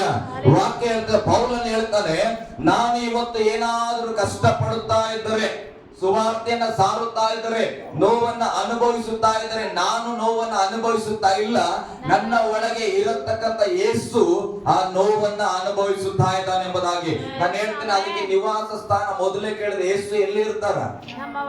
ನಮ್ಮ ಒಳಗಡೆ ಇದ್ದಾರ. ಯೇಸು ಸ್ವಾಮಿ ಸಿಲುಬೆ ಮೇಲೆ ರೋಗವನ್ನ ಜಯಿಸಿರುವಂತ ಯೇಸು ನನ್ನ ಒಳಗಡೆ ಇದ್ದಾನೆ. ಹಾಗಾದ್ರೆ ಈ ದೇಹಕ್ಕೆ ಕ್ಯಾನ್ಸರ್ ಬರುವುದಾದ್ರೆ ಒಳಗಿರುವಂತ ಯೇಸು ಮೌನವಾಗಿ ಕೂತ್ಕೊಳ್ತಾನ? ಹಲ್ಲೆಲೂಯ. ಆತನ ಬಾಸುಂಡೆಗಳಿಂದ ಸ್ವಸ್ಥವಾಗ್ತದೆ ನಂಬಿಕೆ ಇಟ್ರೆ. ಈಗ ನಾವೇನಾಗಿದೆ, ಕೃಪೆ ಕಾಲದಲ್ಲಿ ಯೇಸುವನ್ನೇ ತೆಗೆದು ನಮ್ಮ ಒಳಗಡೆ ಹಾಕೊಂಡ್ಬಿಟ್ವಿ, ನಮ್ಮ ಮೊಬೈಲ್ ಒಳಗಡೆ ಸಿಮ್ ಜೋಡಿಸ್ಕೊಂಡಂಗೆ. ಹಲ್ಲೆಲೂಯ. ಸಿಮ್ ಅಲ್ಲಿ ಆಲ್ ಟೈಮ್ ಕರೆನ್ಸಿ ಇದೆ, ಯಾವಾಗ ಬೇಕಾದ್ರೂ ಕಾಲ್ ಮಾಡಬಹುದು. ಹಲ್ಲೆಲೂಯ. ಕೆಲವ್ರದ್ದು ಸಮಸ್ಯೆ ಏನಂದ್ರೆ ಅವ್ರ ಫೋನ್ ಅಲ್ಲಿ ಅವಾಗ ರೀಚಾರ್ಜ್ ಆಗಿ ಹೋಗ್ತದೆ. ಹಲ್ಲೆಲೂಯ. ಸಮಸ್ಯೆ ಬಂದಾಗ ಸರಿಯಾಗಿ ಫೋನ್ ಹಚ್ಚಕ್ಕೆ ಯಾಕಾಗಲ್ಲ ಅಂದ್ರೆ, ಒಂದು ಚಾರ್ಜರ ಮಾಡಲ್ಲ ಅಥವಾ ರೀಚಾರ್ಜರ ಇರಲ್ಲ. ಹಲ್ಲೆಲೂಯ. ಒಂದು ಬೈಬಲ್ ಓದುವ ಅಭ್ಯಾಸ ಇಲ್ಲ, ಒಂದು ಪ್ರಾರ್ಥನೆ ಮಾಡುವ ಅಭ್ಯಾಸ ಅಂತೂ ಇಲ್ಲ. ಹಾಗಾದ್ರೆ ಹೇಗೆ ನೀನು ನಿನ್ನ ಕಷ್ಟ ಬಂದಾಗ ಡೈರೆಕ್ಟ್ ಆಗಿ ಕಾಲ್ ಮಾಡಿ ನೀನು ಮಾತಾಡಕ್ ಆಗ್ತದೆ? ಹಲ್ಲೆಲೂಯ. ಕುಷ್ಠರೋಗಿ ಯೇಸು ಸ್ವಾಮಿ ಹೇಳಿದ್ದು, ನಂಬಿಕೆ ಇದ್ರೆ ನೀನು ಸ್ವಸ್ಥವಾಗ್ತಿ ಅಂತ. ವಿತ್ ಇನ್ ಮಿನಿಟ್ ಅಲ್ಲಿ ಆ ಕುಷ್ಠರು ಎಲ್ಲ ಹೋಗಿ ಆತನ ತ್ವಚೆ ಹೇಗಾಗ್ತದಂತ, ಸ್ಕಿನ್ ಎಲ್ಲ ಎಳೆ ಕೂಸಿನಂತೆ ಆಯ್ತಂತ. ಹಲ್ಲೆಲೂಯ. ಗಟ್ಟಿಯಾಗಿ ಹಲ್ಲೆಲೂಯ. ಈ ಸತ್ಯ ನಮ್ಗೆ ಅರಿವಾದ್ರೆ, ಕಷ್ಟಗಳು ಬಂದಾಗ ಕಷ್ಟಕ್ಕಾಗಿ ಸ್ತೋತ್ರ ಹೇಳಬೇಡ್ರಿ, ಆ ಕಷ್ಟದಿಂದ ಬಿಡಿಸುವ ಯೇಸುವಿಗೆ ಸ್ತೋತ್ರ ಹೇಳಬೇಕು. ಹಲ್ಲೆಲೂಯ. ಗಟ್ಟಿಯಾಗಿ ಒಂದು ಹಲ್ಲೆಲೂಯ. ಕಳೆದ ದಿವಸ ನಾನು ಬಂದು ನ್ಯೂಸ್ ಕೇಳಿದ್ರೆ ಬೈಬಲ್ ಇಕ್ಕಿ ಹೋಗ್ಬಿಡ್ಬೇಕು ಅನಿಸ್ತದೆ. ಹಲ್ಲೆಲೂಯ. ಸಡನ್ ಆಗಿ. ಆದ್ರೆ ಅದೇ ರಾತ್ರಿಯಲ್ಲಿ ನಾನು ಒಬ್ಬರ ಜೊತೆಲಿ ಮಾತಾಡುವಾಗ ಹೇಳಿರ್ತೇನೆ, ದೇವರು ನಮ್ಮ ನಾಲಿಗೆಯಲ್ಲಿ ನುಡಿಸ್ತಾನೆ ನಾಳೆ ಆಗುವ ಸಂಗತಿಯನ್ನ. ಏನಂತ ಮಾತಾಡಿಸ್ತಾನೆ ಗೊತ್ತಾ? ನಾನು ಏನಾದ್ರೆ ಯೇಸು ಸ್ವಾಮಿಯನ್ನ ಬಿಡಲ್ಲ ಅಂತ ಹೇಳಿ ನಾಳೆ ಆಗುವ ಘಟನೆಯನ್ನ ಕುರಿತಾಗಿ, ಮನಸ್ಸಲ್ಲಿ ಬರುವ ಬೇಸರವನ್ನ ಕುರಿತಾಗಿ ದೇವರು ರಾತ್ರಿ ಹೇಳ್ಬಿಟ್ಟನ, ಇಂಥದ್ದಾದ್ರೂ ಕೂಡ ನಾನು ಬಿಡಲ್ಲ ಯೇಸುವನ್ನ ಅಂತ ರಾತ್ರಿ ಮಾತಾಡಿನಿ, ಬೆಳಿಗ್ಗೆ ಅಂಥದ್ದು ಆಗ್ತದ. ಹಲ್ಲೆಲೂಯ. ಆವಾಗ ನಾನು ಅನ್ಕೊಂಡೆ, ನನ್ನ ದೇವ್ರು ನನ್ನ ಬಗ್ಗೆ ಎಲ್ಲ ಗೊತ್ತಿದೆ. ಹಲ್ಲೆಲೂಯ. ನಾಳೆ ಆಗುವುದರ ಬಗ್ಗೆ ಇವತ್ತೇ ಒಡಂಬಡಿಕೆ ಮಾಡ್ತೀನಿ. ಉದಾಹರಣೆಗೆ ನಾನು ಹೇಳ್ತೇನೆ, ಅದ್ರ ಹೇಳಕ್ ಆಗಲ್ಲ. ಹಲ್ಲೆಲೂಯ. ಕೆಲವು ಇರ್ತವ. ಈಗ ನಾಳೆ ನಿಂದ 10,000 ರೂಪಾಯಿ ಜೇಬಿಂದ ಬಿದ್ದೋಗ್ತದೆ. ಹಲ್ಲೆಲೂಯ. ಅದು ನನಗೆ ಗೊತ್ತಿಲ್ಲ ಬಿದ್ದೋಗ್ತದೆ ಅಂತ. ಆದ್ರೆ ರಾತ್ರಿ ಹೇಳ್ತೇನೆ, ನಾನು ಬ್ರದರ್ ಒಬ್ರು ಕೂಡಿಸ್ಕೊಂಡು, ನನ್ನ ಹತ್ರ 10,000 ರೂಪಾಯಿ ಜೇಬಿಂದ ಕಳತನ ಆಗ್ಬಿಟ್ರು ಕೂಡ ನಾನು ಯೇಸು ಸ್ವಾಮಿ ಸ್ತೋತ್ರ ಹೇಳೋದು ಬಿಡಲ್ಲ ಅಂತೇನೆ. ಹಲ್ಲೆಲೂಯ. ಬೆಳಿಗ್ಗೆ ಆಗ್ತದೆ 10,000 ರೂಪಾಯಿ ಜೇಬಿಂದ ಬಿದ್ದು ಹೋಗ್ಬಿಡ್ತದೆ. ಅವಾಗ ಮನ್ಸಿಗೆ ಬೇಜಾರಾಗ್ತದೆ, ಅರೆ ಏನ್ ದೇವರಪ್ಪ ನಂದೇ 10,000 ರೂಪಾಯಿ ಕಳೆದೋಗಂಗ್ ಮಾಡ್ಬಿಟ್ಟೆ ಅಂತ ಅನಿಸ್ತದ. ಆದ್ರೆ ನೆನಪು ಬರ್ತದೆ, ನಾನು ರಾತ್ರಿನ ಒಡಂಬಡಿಕೆ ಮಾಡಿದ್ರೆ 10,000 ಹೋದ್ರೂ ಪರವಾಗಿಲ್ಲ, ನಾನು ಸ್ತೋತ್ರ ಹೇಳ್ತೇನೆ. ಹಲ್ಲೆಲೂಯ. ವಾಕ್ಯದ ಮರ್ಮವನ್ನು ನಾವು ತಿಳ್ಕೊಂಡ್ರೆ ಸೈತಾನನು ಏನೇ ಕಷ್ಟವನ್ನ ಕೊಟ್ರು ನಾವು ನಂಬಿಕೆಯಿಂದ ಬಿದ್ದು ಹೋಗಲ್ಲ. ಹಲ್ಲೆಲೂಯ. ಗಟ್ಟಿಯಾಗಿ ಹಲ್ಲೆಲೂಯ. ಅದಕ್ಕೆ ವಚನ ಹೇಳ್ತದೆ, ಯಾವಾಗಲೂ ಸಂತೋಷ ಪಡ್ರಿ. ಹೇಳ್ರಿ, ಯಾವಾಗಲೂ ಸಂತೋಷ ಪಡುತ್ತೇನೆ. ದಸವಂತಿ ಆಂಟಿ ಮನೆಯಲ್ಲಿ ಮಾತಾಡುವಾಗ ನಿನ್ನೆ ಒಂದು ವಾಗ್ದಾನ ಅವರ ಮನೆಗಾಗಿ ಕೊಟ್ಟಿದ್ರು. ಏನಂತಂದ್ರೆ, ಬಾಯಿ ತುಂಬಾ ನಗು ಏನಾಗ್ಬೇಕಂತ, ಯಾವಾಗಲೂ ಬಾಯಿ ತುಂಬಾ ನಗು ಇರಬೇಕಂತ. ಕರ್ತನನ್ನು ಆರಾಧಿಸುವಂತ ಮಕ್ಕಳ ಕುಟುಂಬದಲ್ಲಿ ಯಾವಾಗಲೂ ನಗು ತುಂಬಿರಬೇಕು. ಅದನ್ನೇ ಇಲ್ಲಿ ವಚನ ಹೇಳ್ತದೆ, ಯಾವಾಗಲೂ ಸಂತೋಷ ಪಡಿರಿ. ಹಲ್ಲೆಲೂಯ. ಮುಂದೆ ಒಂದು ವಚನ ಓದ್ವಾಗ ಹಂಗೆ ಏನಂತ, ಎಡಬಿಡದೆ. ಓಕೆ, ವಾಕ್ಯ ಹೇಳ್ತದೆ ಯಾವಾಗ್ಲೂ ಸಂತೋಷ ಪಡ್ರಿ ಅಂದ್ರೆ ಖುಷಿ ನಮ್ಗೆ. ಆಯ್ತಪ್ಪ ಹೇಳಿದ್ರೆ, ಪಾಸ್ಟರ್ ಹೇಳಿದ್ರು, ವಾಕ್ಯ ಕೂಡ ಹೇಳ್ತು ಯಾವಾಗ್ಲೂ ಸಂತೋಷ ಪಡುತ್ತೇವೆ. ಜೊತೆಯಲ್ಲಿ ವಾಕ್ಯ ಹೇಳ್ತದೆ, ಎಡಬಿಡದೆ ಏನ್ ಮಾಡ್ರಿ? ಎಡಬಿಡದೆ ಪ್ರಾರ್ಥನೆ ಮಾಡ್ರಿ. ಎಡಬಿಡದಂದ್ರೆ ಗ್ಯಾಪ್ ಕೊಡದೆ ಪ್ರಾರ್ಥನೆ ಮಾಡೋದು. ಹಲ್ಲೆಲೂಯಾ. ಗ್ಯಾಪ್ ಇಲ್ಲದಂಗೆ ಪ್ರಾರ್ಥನೆ ಮಾಡಬೇಕು. ನಿಮ್ಗೊಂದು ಉದಾಹರಣೆ, ಅಣೆಕಟ್ಟು ಕಟ್ತಾರ, ಡ್ಯಾಮ್ಗಳನ್ನ ಕಟ್ಟುತ್ತಾರ. ಹಲ್ಲೆಲೂಯಾ. ಡ್ಯಾಮ್ಗಳನ್ನ ಕಟ್ಟುವಾಗ ಬಹಳ ದೊಡ್ಡ ಡ್ಯಾಮ್ ಕಟ್ಟಕತ್ತೀವಿ, ಬಹಳ ದೊಡ್ಡ ಗೋಡೆಯನ್ನ ಕಟ್ತಾ ಇದೀವಿ. ಉದ್ದು ಕಟ್ಟದ್ ಬೇಡ, ಅದಕ್ಕೆ ಏನ್ ಮಾಡೋಣ, ಒಂದ್ 10 ಫೀಟ್ ಕಟ್ಟಿ 1 ಫೀಟ್ ಜಾಗ ಬಿಟ್ಟು, ಮತ್ತೆ ಒಂದ್ 10 ಫೀಟ್ ಕಟ್ಟಿ 1 ಫೀಟ್ ಜಾಗ ಬಿಟ್ಟು ನೀರು ನಿಲ್ಸವಂತಾರ. ಹಂಗಾದ್ರೆ ಏನಾಗ್ತದೆ, ಎಷ್ಟೇ ನೀರು ಬರ್ತಾ ಇದ್ರು ಕೂಡ ಏನಾಗ್ತದೆ, ಆ ಗ್ಯಾಪ್ ಇರೋ ಸ್ಥಳದಲ್ಲಿ ಹೋಗ್ತಾ ಇರ್ತದೆ. ಹಾಗಾದ್ರೆ ಅಲ್ಲಿ ಬರತಕ್ಕಂತ ನೀರು ಹೋಗ್ಬಾರ್ದು ಅಂದ್ರೆ ಏನ್ ಮಾಡ್ಬೇಕು, ಗ್ಯಾಪ್ ಇಲ್ಲದಂತೆ ಆ ಒಂದು ಬ್ರಿಡ್ಜ್ ಅನ್ನ ನಾವು ಕಟ್ಟಬೇಕು. ಹಲ್ಲೆಲೂಯಾ. ಆ ಒಂದು ಅಣೆಕಟ್ಟನ್ನ ನಾವು ಕಟ್ಟಬೇಕು. ಹಲ್ಲೆಲೂಯಾ. ಅವಾಗಲೇ ಎಲ್ಲಿಂದಲೋ ಬರತಕ್ಕಂತ ನೀರನ್ನ ಸಮೃದ್ಧಿಯಾಗಿ ಅಲ್ಲಿ ಶೇಖರಣೆ ಮಾಡಿ ನನಗೆ ಬೇಕಾದ ಸಂದರ್ಭದಲ್ಲಿ ಬೇಕಾದ ರೀತಿಯಾಗಿ ನಾವು ಉಪಯೋಗ ಮಾಡಬಹುದು. ಅದಕ್ಕೆ ವಾಕ್ಯ ಕೂಡ ಹೇಳ್ತದೆ, ಎಡಬಿಡದೆ ಪ್ರಾರ್ಥನೆ ಮಾಡ್ರಿ. ಹಲ್ಲೆಲೂಯಾ. ಯಾವಾಗ ಪ್ರಾರ್ಥನೆ ಮಾಡ್ತೀರಿ ಸರ್? ನಾನು ಬೆಳಕಿನ ಹಬ್ಬ ಬಂದಾಗ ಮಸ್ಕಿನಲ್ಲಿ ಹೋಗಿ ಪ್ರಾರ್ಥನೆ ಮಾಡ್ತೇನೆ. ಹಲ್ಲೆಲೂಯಾ.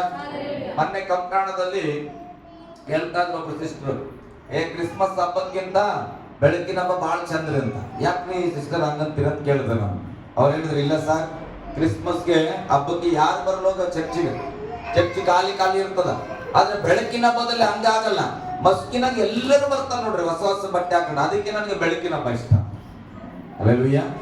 ಕ್ರಿಸ್ಮಸ್ ಅಲ್ಲಿ ಏನಾಗ್ತದೆ, ಅಡಿಗೆ ಮಾಡ್ಕೊಳ್ತಾ ಮನೆಗೆ ಇರ್ತಾರೆ, ಡ್ರೆಸ್ ಎಲ್ಲ ಹಾಕೊಂಡು ಬಂದು ದಸ್ತಿ ಆಟ ಆಡದೆ, ಕಬಡ್ಡಿ ಆಡದೆ, ಅದು ಆಡದೆ, ಇದು ಆಡದೆ ಎಲ್ಲ ಮಾಡ್ತಾರ. ಹಲ್ಲೆಲೂಯಾ. ಆದ್ರೆ ಸ್ತೋತ್ರ ಸಲ್ಲಿಸುವಾಗ ಮಾತ್ರ ಯಾರೇ ಇರಲ್ಲ, ಪ್ರಸಂಗ ಕೇಳಕ್ಕೆ ಯಾರು ಇರಲ್ಲ. ಆದ್ರೆ ಬೆಳಕಿನ ಹಬ್ಬದಲ್ಲಿ ಮಾತ್ರ ಅಲ್ಲಿ ಬಂದಿರ್ತಾರೆ. ಅಲ್ಲಿ ಬರೋದು ಕೂಡ ಯಾಕೆ ಗೊತ್ತೇ, ಯೇಸು ಸ್ವಾಮಿ ಎದ್ದಾನ. ಹಲ್ಲೆಲೂಯಾ. ಗಟ್ಟಿಯಾಗಿ ಹಲ್ಲೆಲೂಯಾ. ನಾನು ಹೇಳ್ತಾನೆ, ಬೇಜಾರು ಮಾಡ್ಕೊಳ್ರಿ. ಕೆಲವರು ನಾನ್ ತಗೊಂಡ್ರು ಅರ್ಧ ಗಂಟೆ ಇರ್ತದ ಅಷ್ಟೇ ಅದು ಪ್ರೋಗ್ರಾಮ್, ಅರ್ಧ ಗಂಟೆ 1 ಗಂಟೆ. ಆ 1 ಗಂಟೆ ಆಗಿದ ಮೇಲೆ ನೀನ್ 50,000 ರೂಪಾಯಿ ಸೀರೆ ತಗೊಂಡು ಹೋದ್ರು ಕೂಡ ನೋಡಕ್ಕೆ ಯಾರಿರಲ್ಲ. ಹಲ್ಲೆಲೂಯಾ. ಅದಕ್ಕೆ ಕೆಲವರು ಏನ್ ಮಾಡ್ತಾರ, ಬೇಗ ರೆಡಿ ಆಗ್ಬಿಡ್ತಾರ. ನನ್ನ ಸ್ಯಾರಿನ ಎಲ್ಲಾರು ಬರೋ ಟೈಮಲ್ಲಿ ನಾನು ಹೋಗ್ಬಿಡ್ಬೇಕು. ಹಲ್ಲೆಲೂಯಾ. ಮತ್ತೆ ಕೆಲವರು ಎಲ್ಲಾರು ಬಂದು ಕೂತ್ಕೊಂಡ ಮೇಲೆ ಲೇಟ್ ಆಗಿ ಬರ್ತಾರ. ಯಾಕೆ ಹೇಳ್ರಿ, ಲೇಟ್ ಆಗಿ ಬಂದಾಗ ಎಲ್ಲಾರು ವಾಕ್ಯ ಹೇಳೋದು ಬಿಟ್ಟು ಆ ಕಡೆ ನೋಡ್ತಾರ. ವಾ, ಎಷ್ಟು ಬಾರಿ ಉಟ್ಕೊಂಡು ಅನ್ಸಿದ್ವಿ. ಹಲ್ಲೆಲೂಯಾ. ಇದಕ್ಕಾಗಿ ನಾವು ಸಭೆಗೆ ಬರೋದಲ್ಲ. ಬೈಬಲ್ ಹೇಳ್ತದೆ, ಎಡಬಿಡದೆ ಸ್ತೋತ್ರ ಮಾಡ್ಬೇಕು. ಹಲ್ಲೆಲೂಯಾ. ಬೆಳಕಿನ ಹಬ್ಬಕ್ಕೆ ಮಾಡಿದೆ ಸರ್, ಗುಡ್ ಫ್ರೈಡೆ ಮಾಡಿದೆ ಸರ್, ಕ್ರಿಸ್ಮಸ್ ಅಲ್ಲಿ ಮಾಡಿದೆ ಸರ್, ನ್ಯೂ ಇಯರ್ ಅಲ್ಲಿ ಮಾಡಿದೆ ಸರ್. ಅಲ್ಲ ಪ್ರಿಯರೇ, ದೇವರ ವಾಕ್ಯ ಹೇಳ್ತದೆ, ನೀನ್ ಯಾವಾಗ್ಲೂ ಸಂತೋಷ ಪಡ್ತಾ ಇರ್ತೀಯಲ್ಲ, ಆ ಸಂತೋಷ ಹಾಗೇ ಉಳ್ಕೊಳ್ಬೇಕಂದ್ರೆ ಎಡಬಿಡದೆ ಪ್ರಾರ್ಥಿಸಬೇಕು. ಅಂದ್ರೆ ಗ್ಯಾಪ್ ಕೊಡದೆ ಪ್ರಾರ್ಥಿಸಬೇಕು. ಹಲ್ಲೆಲೂಯಾ. ಗಟ್ಟಿಯಾಗಿ ಹಲ್ಲೆಲೂಯಾ. ಉಸಿರಾಡಿ ಆಡಿ ಆಡಿ ಆಡಿ ಬಹಳ ಬೇಜಾರಾಗ್ಬಿಟ್ಟದಪ್ಪ. ನಾನಿವತ್ತು 1 ಗಂಟೆ ಉಸಿರಾಡಲ್ಲ ಅಂತೇವ, ಆಡ್ತಾನೆ ಇರ್ತವೆ. ಹಲ್ಲೆಲೂಯಾ. ನೋಡಿ, ದೇವರು ಸೃಷ್ಟಿ ಮಾಡುವಂಥದ್ದೆಲ್ಲವೂ ಅದರ ಕ್ರಿಯೆಗಳನ್ನ ಮಾಡ್ತಾನೆ ಇದ್ದಾವೆ. ನಾನು ಹೇಳ್ತೇನೆ, ಯಾಕೆ ನಾವು ಎಡಬಿಡದೆ ಸ್ತೋತ್ರ ಮಾಡಬೇಕು? ಮುಂದೆ ಒಂದು ಸ್ವಲ್ಪ ಹೋದ್ರೆ ಹಾಗೆ, ಎಲ್ಲದರಲ್ಲಿಯೂ ಕೃತಜ್ಞತಾ ಸ್ತುತಿ ಮಾಡಿರಿ. ಇದೆ ನಿಮ್ಮ ವಿಷಯವಾಗಿ. ಯಾರ ವಿಷಯವಾಗಿ? ನನ್ನ ವಿಷಯವಾಗಿ. ಕ್ರಿಸ್ತ ಯೇಸುವಿನಲ್ಲಿ ತೋರಿ ಬಂದ ದೇವರ ಚಿತ್ತ. ಬಹಳ ಸ್ತೋತ್ರ. ಹಲ್ಲೆಲೂಯಾ. ನಾನು ಯಾಕೆ ಪ್ರಾರ್ಥನೆ ಮಾಡ್ತೀನಿ, ದೇವರೇ 2025ರಲ್ಲಿ ನಮ್ಮ ಜೀವಿತದಲ್ಲಿ ನಿಮ್ ಚಿತ್ತ ಏನು? ಅದೆಲ್ಲ ನಾವು ಯಾವಾಗ್ಲೂ ಹೇಳೋದೇನು ಗೊತ್ತಾ, ನಾವು ಯೋಜನೆ ಏನೋ ಆಗ್ತೇವೆ. ಆಂಟಿ ಮನೆಯಲ್ಲಿ ಕೂಡ ನಾವು ಪ್ರಸಂಗ ಮಾಡ್ತದೆ, ಅನೇಕ ಯೋಜನೆಗಳು ನಮ್ಮದಿರ್ತವೆ, ನಮ್ಮದೇ ಆದ ಮಾರ್ಗಗಳನ್ನು ಆಯ್ಕೆ ಮಾಡಿರ್ತವೆ. ಯೆಶಾಯನ ಪುಸ್ತಕ ಹೇಳ್ತದೆ, ನಮ್ಮ ಆಲೋಚನೆಗಳಿಗಿಂತ ನಮ್ಮ ಮಾರ್ಗಗಳಿಗಿಂತ ದೇವರ ಮಾರ್ಗ ಆಲೋಚನೆ ಬಹಳ ಉನ್ನತವಾಗಿದೆ. ಅದಕ್ಕೆ ನಾನು ಯಾವಾಗ್ಲೂ ಹೇಳ್ತೇನೆ, ದೇವರು ನಿನ್ನ ಆಲೋಚನೆನ ನಮಗೆ ತಿಳಿಸು. ನಮ್ದೊಂದು ಆಲೋಚನೆ ಮಾಡಿ, ನಮ್ದೊಂದು ವೇದಲ್ಲಿ ಹೋಗಿ ನೀನ್ ಆಮೇಲೆ ಅದು ಬೇಡ ಅಂತ ಹೇಳೋಕ್ಕಿಂತ ನೀನ್ ಯಾವ ಆಲೋಚನೆ ಇಟ್ಟಿದೆ ಅದನ್ನ ನಮಗೆ ತಿಳ್ಕೊಳ್ಳುವಂತೆ ಸಹಾಯ ಮಾಡು. ನಾವು ಯಾವ ಮಾರ್ಗದಲ್ಲಿ ಹೋಗ್ಬೇಕಂತ ನೀನ್ ಅಂದ್ಕೊಂಡಿದೀವೋ ಅದೇ ಮಾರ್ಗವನ್ನ ತಿಳಿಸಂತ ಪ್ರಾರ್ಥನೆ ಮಾಡಿದಂತ ಹೇಳ್ತೇವೆ. ಈಗ ಅದಕ್ಕೆ ದೇವರು ಹೇಳ್ತಾ ಇದ್ದಾನೆ, ನನ್ನನ್ನ ಕುರಿತಾಗಿ ನಿಮ್ಮನ್ನ ಕುರಿತಾಗಿ ದೇವರು ಇಟ್ಟಂತ ಒಂದು ದೊಡ್ಡ ಚಿತ್ತ ಏನಂದ್ರೆ, ದೇವರ ಚಿತ್ತ ಏನಂದ್ರೆ ಬೈಬಲ್ ಹೇಳ್ತದೆ, ಮೊದಲು ನೀವು ಯಾವಾಗ್ಲೂ ಸಂತೋಷ ಪಡಬೇಕು. ಹಲ್ಲೆಲೂಯಾ. ಮೊದಲು ಏನ್ ಮಾಡಬೇಕು? ಯಾವಾಗ್ಲೂ ಸಂತೋಷ ಪಡಬೇಕು. ಎರಡನೇದಾಗಿ ಎಡಬಿಡದೆ ಪ್ರಾರ್ಥನೆ ಮಾಡಬೇಕು. ಹಲ್ಲೆಲೂಯಾ. ಆಮೇಲೆ ಹೇಳ್ರಿ, ಎಡಬಿಡದೆ ಪ್ರಾರ್ಥಿಸಬೇಕು. ಮತ್ತೆ ಮೂರನೇದಾಗಿ ಹೇಳ್ತದೆ, ಎಲ್ಲಾದರಲ್ಲೂ ಕೃತಜ್ಞತೆ ಸ್ತುತಿ ಮಾಡಬೇಕು. ಈ ಕೃತಜ್ಞತೆ ಅಂದ್ರೆ ಗೊತ್ತಾ? ಥ್ಯಾಂಕ್ಸ್ ಅಂತೇಳಿ ನಾವು ಪ್ರೇಯರ್ ಇಟ್ಕೊಳ್ತೇವೆ. ಊಟ ಆಗಿದ್ಮೇಲೆ ಒಂದು ಊಟ ಮಾಡ್ತಾರೆ. ಯಾಕಂದ್ರೆ ಮೀಟಿಂಗ್ ಎಲ್ಲ ಚೆನ್ನಾಗಿ ಆಯ್ತ್ರಿ, ಅದಕ್ಕೆ ದೇವರಿಗೆ ನಾವು ವಂದನೆ ಸಲ್ಲಿಸಬೇಕು, ಥ್ಯಾಂಕ್ಸ್ ಹೇಳಬೇಕು, ಕೃತಜ್ಞತೆ ಸಲ್ಲಿಸಬೇಕು ಅಂತ ಊಟ ಮಾಡ್ತೇವೆ. ಹಾಗಾದ್ರೆ ನೀವು ಎಷ್ಟು ಸಾರಿ ಕೃತಜ್ಞತೆ ಹೇಳಿರಿ ದೇವರಿಗೆ?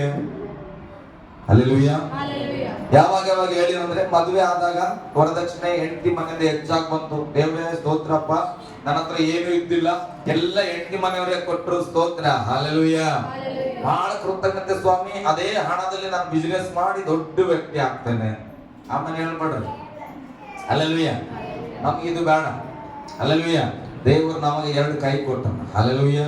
ಕಾಲುಗಳನ್ನ ಕೊಟ್ಟನ, ಹಲ್ಲೆಲೂಯಾ. ಕಿಡ್ನಿಗಳನ್ನ ಕೊಟ್ಟನ, ಹಲ್ಲೆಲೂಯಾ.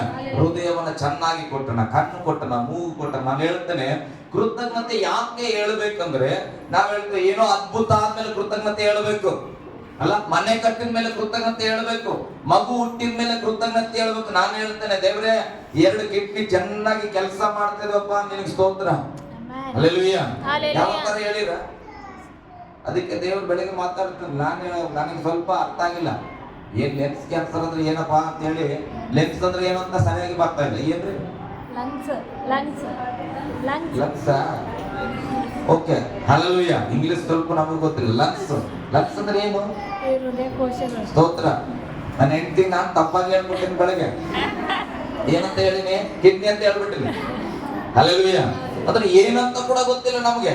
ಹಾಗಾದ್ರೆ ಈಗ ಲಂಗ್ಸ್ ಚೆನ್ನಾಗಿ ಕೆಲಸ ಮಾಡ್ತಾ ಇದ್ರೆ, ನಾನು ಸ್ತೋತ್ರ ಹೇಳದೆ ಹೋದ್ರೆ ನನಗೆ ದೇವ್ರು ತಿಳಿಸಿದ್ದೇನೆ ಗೊತ್ತಾ, ಮಗ ಒಂದಿನ ಬರ್ತದ ಅದಕ್ಕೆ ಸಮಸ್ಯೆ, ಹಲ್ಲೆಲೂಯಾ. ಚೆನ್ನಾಗಿರುವುದಕ್ಕೆ ನಾವು ಕೃತಜ್ಞತೆ ಸಲ್ಲಿಸಿಲ್ಲ ಅಂದ್ರೆ ಒಂದು ದಿನ ಸಮಸ್ಯೆ ಬರಬಹುದು, ಹಲ್ಲೆಲೂಯಾ. ಗಟ್ಟಿಯಾಗಿ ಹಲ್ಲೆಲೂಯಾ. ನಮಗೆ ದೇವರು ಕೊಟ್ಟಿರ್ತಕ್ಕಂಥ ಉತ್ತಮವಾದ ದೇಹದ ಅಂಗಗಳಿಗೆ ನಾವು ಕೃತಜ್ಞತೆ ಹೇಳಬೇಕು. ದೇವರೇ, ಒಳ್ಳೆ ಕಣ್ಣುಗಳನ್ನು ಕೊಟ್ಟಿದ್ದಿ, ಅದಕ್ಕೆ ಸ್ತೋತ್ರ. ಒಳ್ಳೆ ಕಿಡ್ನಿ ಕೊಟ್ಟಿದ್ದಿ, ಅದಕ್ಕೆ ಸ್ತೋತ್ರ. ನಾನು ನಡೆದಾಡ್ತಾ ಇದ್ದೀನಿ, ಅದಕ್ಕೆ ಸ್ತೋತ್ರ, ಹಲ್ಲೆಲೂಯಾ. ಗಟ್ಟಿಯಾಗಿ ಹಲ್ಲೆಲೂಯಾ. ಕೆಲವರು ಹೇಳ್ತಾರೆ, ಸರ್ ಏನ್ ಮಾಡೇನ್ರಿ ನಿಮ್ ದೇವರು, ಯಾಕೆ ಬರ್ಬೇಕು ಚರ್ಚಿಗೆ? ಹಲ್ಲೆಲೂಯಾ. ಏನು ಮಾಡಿಲ್ಲ ಅಂದ್ರೆ ಮಗನೇ, ಈ ಮಾತಾಡಕ್ ನಿನ್ ನಾಲ್ಗೆ ಇರ್ತಿದಿಲ್ಲೋ ಅಂತ ನಾನು, ಹಲ್ಲೆಲೂಯಾ. ಏನ್ ಮಾಡೋದು ನಿನ್ ದೇವ್ರ ಅಂತ ಕೇಳಕ್ಕೆ ಆ ನಾಲಿಗೆ ಸ್ವಲ್ಪ ತಿರುಗೋಗಿದ್ರೆ ಆ ಪ್ರಶ್ನೆ ಕೇಳಕ್ಕೂ ಕೂಡ ಆಗ್ತಾ ಇಲ್ಲ. ಅವಾಗ ಯೋಚನೆ ಮಾಡ್ಬೇಕು, ಅರೆ ದೇವ್ರು ಏನ್ ಮಾಡೋಣ ಅಂತ ಕೇಳುವ ನಾಲಿಗೆಯನ್ನ ಕೊಟ್ಟವ್ರು ಯಾರಪ್ಪ? ಹಲ್ಲೆಲೂಯಾ. ಗಟ್ಟಿಯಾಗಿ ಹಲ್ಲೆಲೂಯಾ. ಬಹಳ ದುಃಖ ಆಗ್ಬಿಟ್ಟದ ನನಗೆ, ಮನೆಯಿಂದ ಹೊರಗೆ ಬರಲ್ಲ ನಾನು, ಕೊಂಡಿ ಹಾಕಿ ಒಳಗೆ ಅಳುತ್ತಾ ಇರ್ತೀವಿ, ಹಲ್ಲೆಲೂಯಾ. ದೇವ್ರು ಏನ್ ಮಾಡೋಣ? ಕೊಂಡಿ ಹಾಕಿ ಕೈ ಕೊಟ್ಟವ್ರು ಯಾರು? ಹಲ್ಲೆಲೂಯಾ. ಅಳಕ್ಕೆ ಕಣ್ ಕೊಟ್ಟವ್ರು ಯಾರು? ಹಲ್ಲೆಲೂಯಾ. ಗಟ್ಟಿಯಾಗಿ ಹಲ್ಲೆಲೂಯಾ. ವಾಕ್ಯ ಹೇಳುತ್ತದೆ, ಎಲ್ಲದರಲ್ಲೂ ಕೃತಜ್ಞತೆ ಸಲ್ಲಿಸಬೇಕು ಎಂಬುದಾಗಿ. ಮೊದಲು ನಮ್ಮ ದೇಹವನ್ನ ನೋಡಿ, ನಮ್ಮ ಸೌಂದರ್ಯವನ್ನ ನೋಡಿ ನಾವು ಕೃತಜ್ಞತೆ ಸಲ್ಲಿಸಿಲ್ಲ ಅಂದ್ರೆ ಈ ಸೌಭಾಗ್ಯಕರವಾದ ದೇಹದ ಬಗ್ಗೆನೇ ನಮ್ಗೆ ಗೊತ್ತಿಲ್ಲ, ಇದರ ಮಹತ್ವನೇ ಗೊತ್ತಿಲ್ಲ, ಈ ಕಿಡ್ನಿಯ ಮಹತ್ವ ಗೊತ್ತಿಲ್ಲ, ಈ ಹೃದಯದ ಮಹತ್ವ ಗೊತ್ತಿಲ್ಲ. ಒಂದ್ ಕಿಡ್ನಿ ಹೋದ್ರೆ ಯಾರಾದ್ರೂ ಕಿಡ್ನಿ ಕೊಡಬಹುದೇನೋ? ಹಲ್ಲೆಲೂಯಾ. ಹೃದಯ ಹೋದ್ರೆ ಯಾರಾದ್ರೂ ಕೊಡ್ತಾರ? ಯಾರು ಕೊಡಲ್ಲ ಪ್ರೇರ. ಅಂತ ಹೃದಯ ಒಂದು ನಿಮಿಷದಲ್ಲಿ ಎಷ್ಟು ಹೊಡ್ಕೊಳ್ಬೇಕಂತ ದೇವರು ಹೇಳನು, ಕರೆಕ್ಟ್ ಆಗಿ ಹೊಡ್ಕೊಳ್ತಾ ಇದೆ. 78 ಎಷ್ಟು? ಎಷ್ಟ್ರಿ? 18 ಎಷ್ಟು ಸಾರಿ ಹೊಡ್ಕೊಳ್ತದ 1 ಮಿನಿಟ್ ಅಲ್ಲಿ? ಹಲ್ಲೆಲೂಯಾ. ಅಷ್ಟರಲ್ಲಿ ಹೊಡ್ಕೊಳ್ಳೋದ್ರೆ ಒಂದು 2 ಹೆಚ್ಚಿಗೆ ಹೊಡ್ಕೊಂಡ್ರೆ ಹಲ್ಲೆಲೂಯಾ ಶಬ್ದಗಳೇ ಬದಲಾಗ್ಬಿಡ್ತದೆ. ಹಾಗಾದ್ರೆ ಅಷ್ಟರ ಮಟ್ಟಿಗೆ ದೇವರು 24 ತಾಸು ಕರೆಕ್ಟ್ ಆಗಿ ಹೊಡ್ಕೊಳ್ಳುವಂತೆ ನಿಯಂತ್ರಣ ಮಾಡ್ತಾ ಇರತಕ್ಕಂಥ ದೇವರಿಗೆ ಎಷ್ಟು ಸ್ತೋತ್ರ ಸಲ್ಲಿಸಿದ್ದಿ. ಹಲ್ಲೆಲೂಯಾ. 2024ರಲ್ಲಿ ಇದು ಯಾವುದು ಕೆಲವು ಗೊತ್ತೇ ಆಗಿಲ್ಲ, ಆದ್ರೂ ಕೂಡ ದೇವರು ಏನ್ ಮಾಡೋಣ, ನಮ್ಮನ್ನ ಪ್ರೀತಿ ಮಾಡಿ ಕೃಪೆಯಿಂದ 2025ರಲ್ಲಿ ತಂದಿದ್ದಾನೆ. ಇವಾಗಾದ್ರೂ ನಾವು ಎಚ್ಚೆತ್ಕೊಂಡಿಲ್ಲ ಅಂದ್ರೆ ಲಂಗ್ಸು ಹೋಗ್ಬೋದು, ಕಿಡ್ನಿಗಳು ಹೋಗ್ಬೋದು. ಹಲ್ಲೆಲೂಯಾ.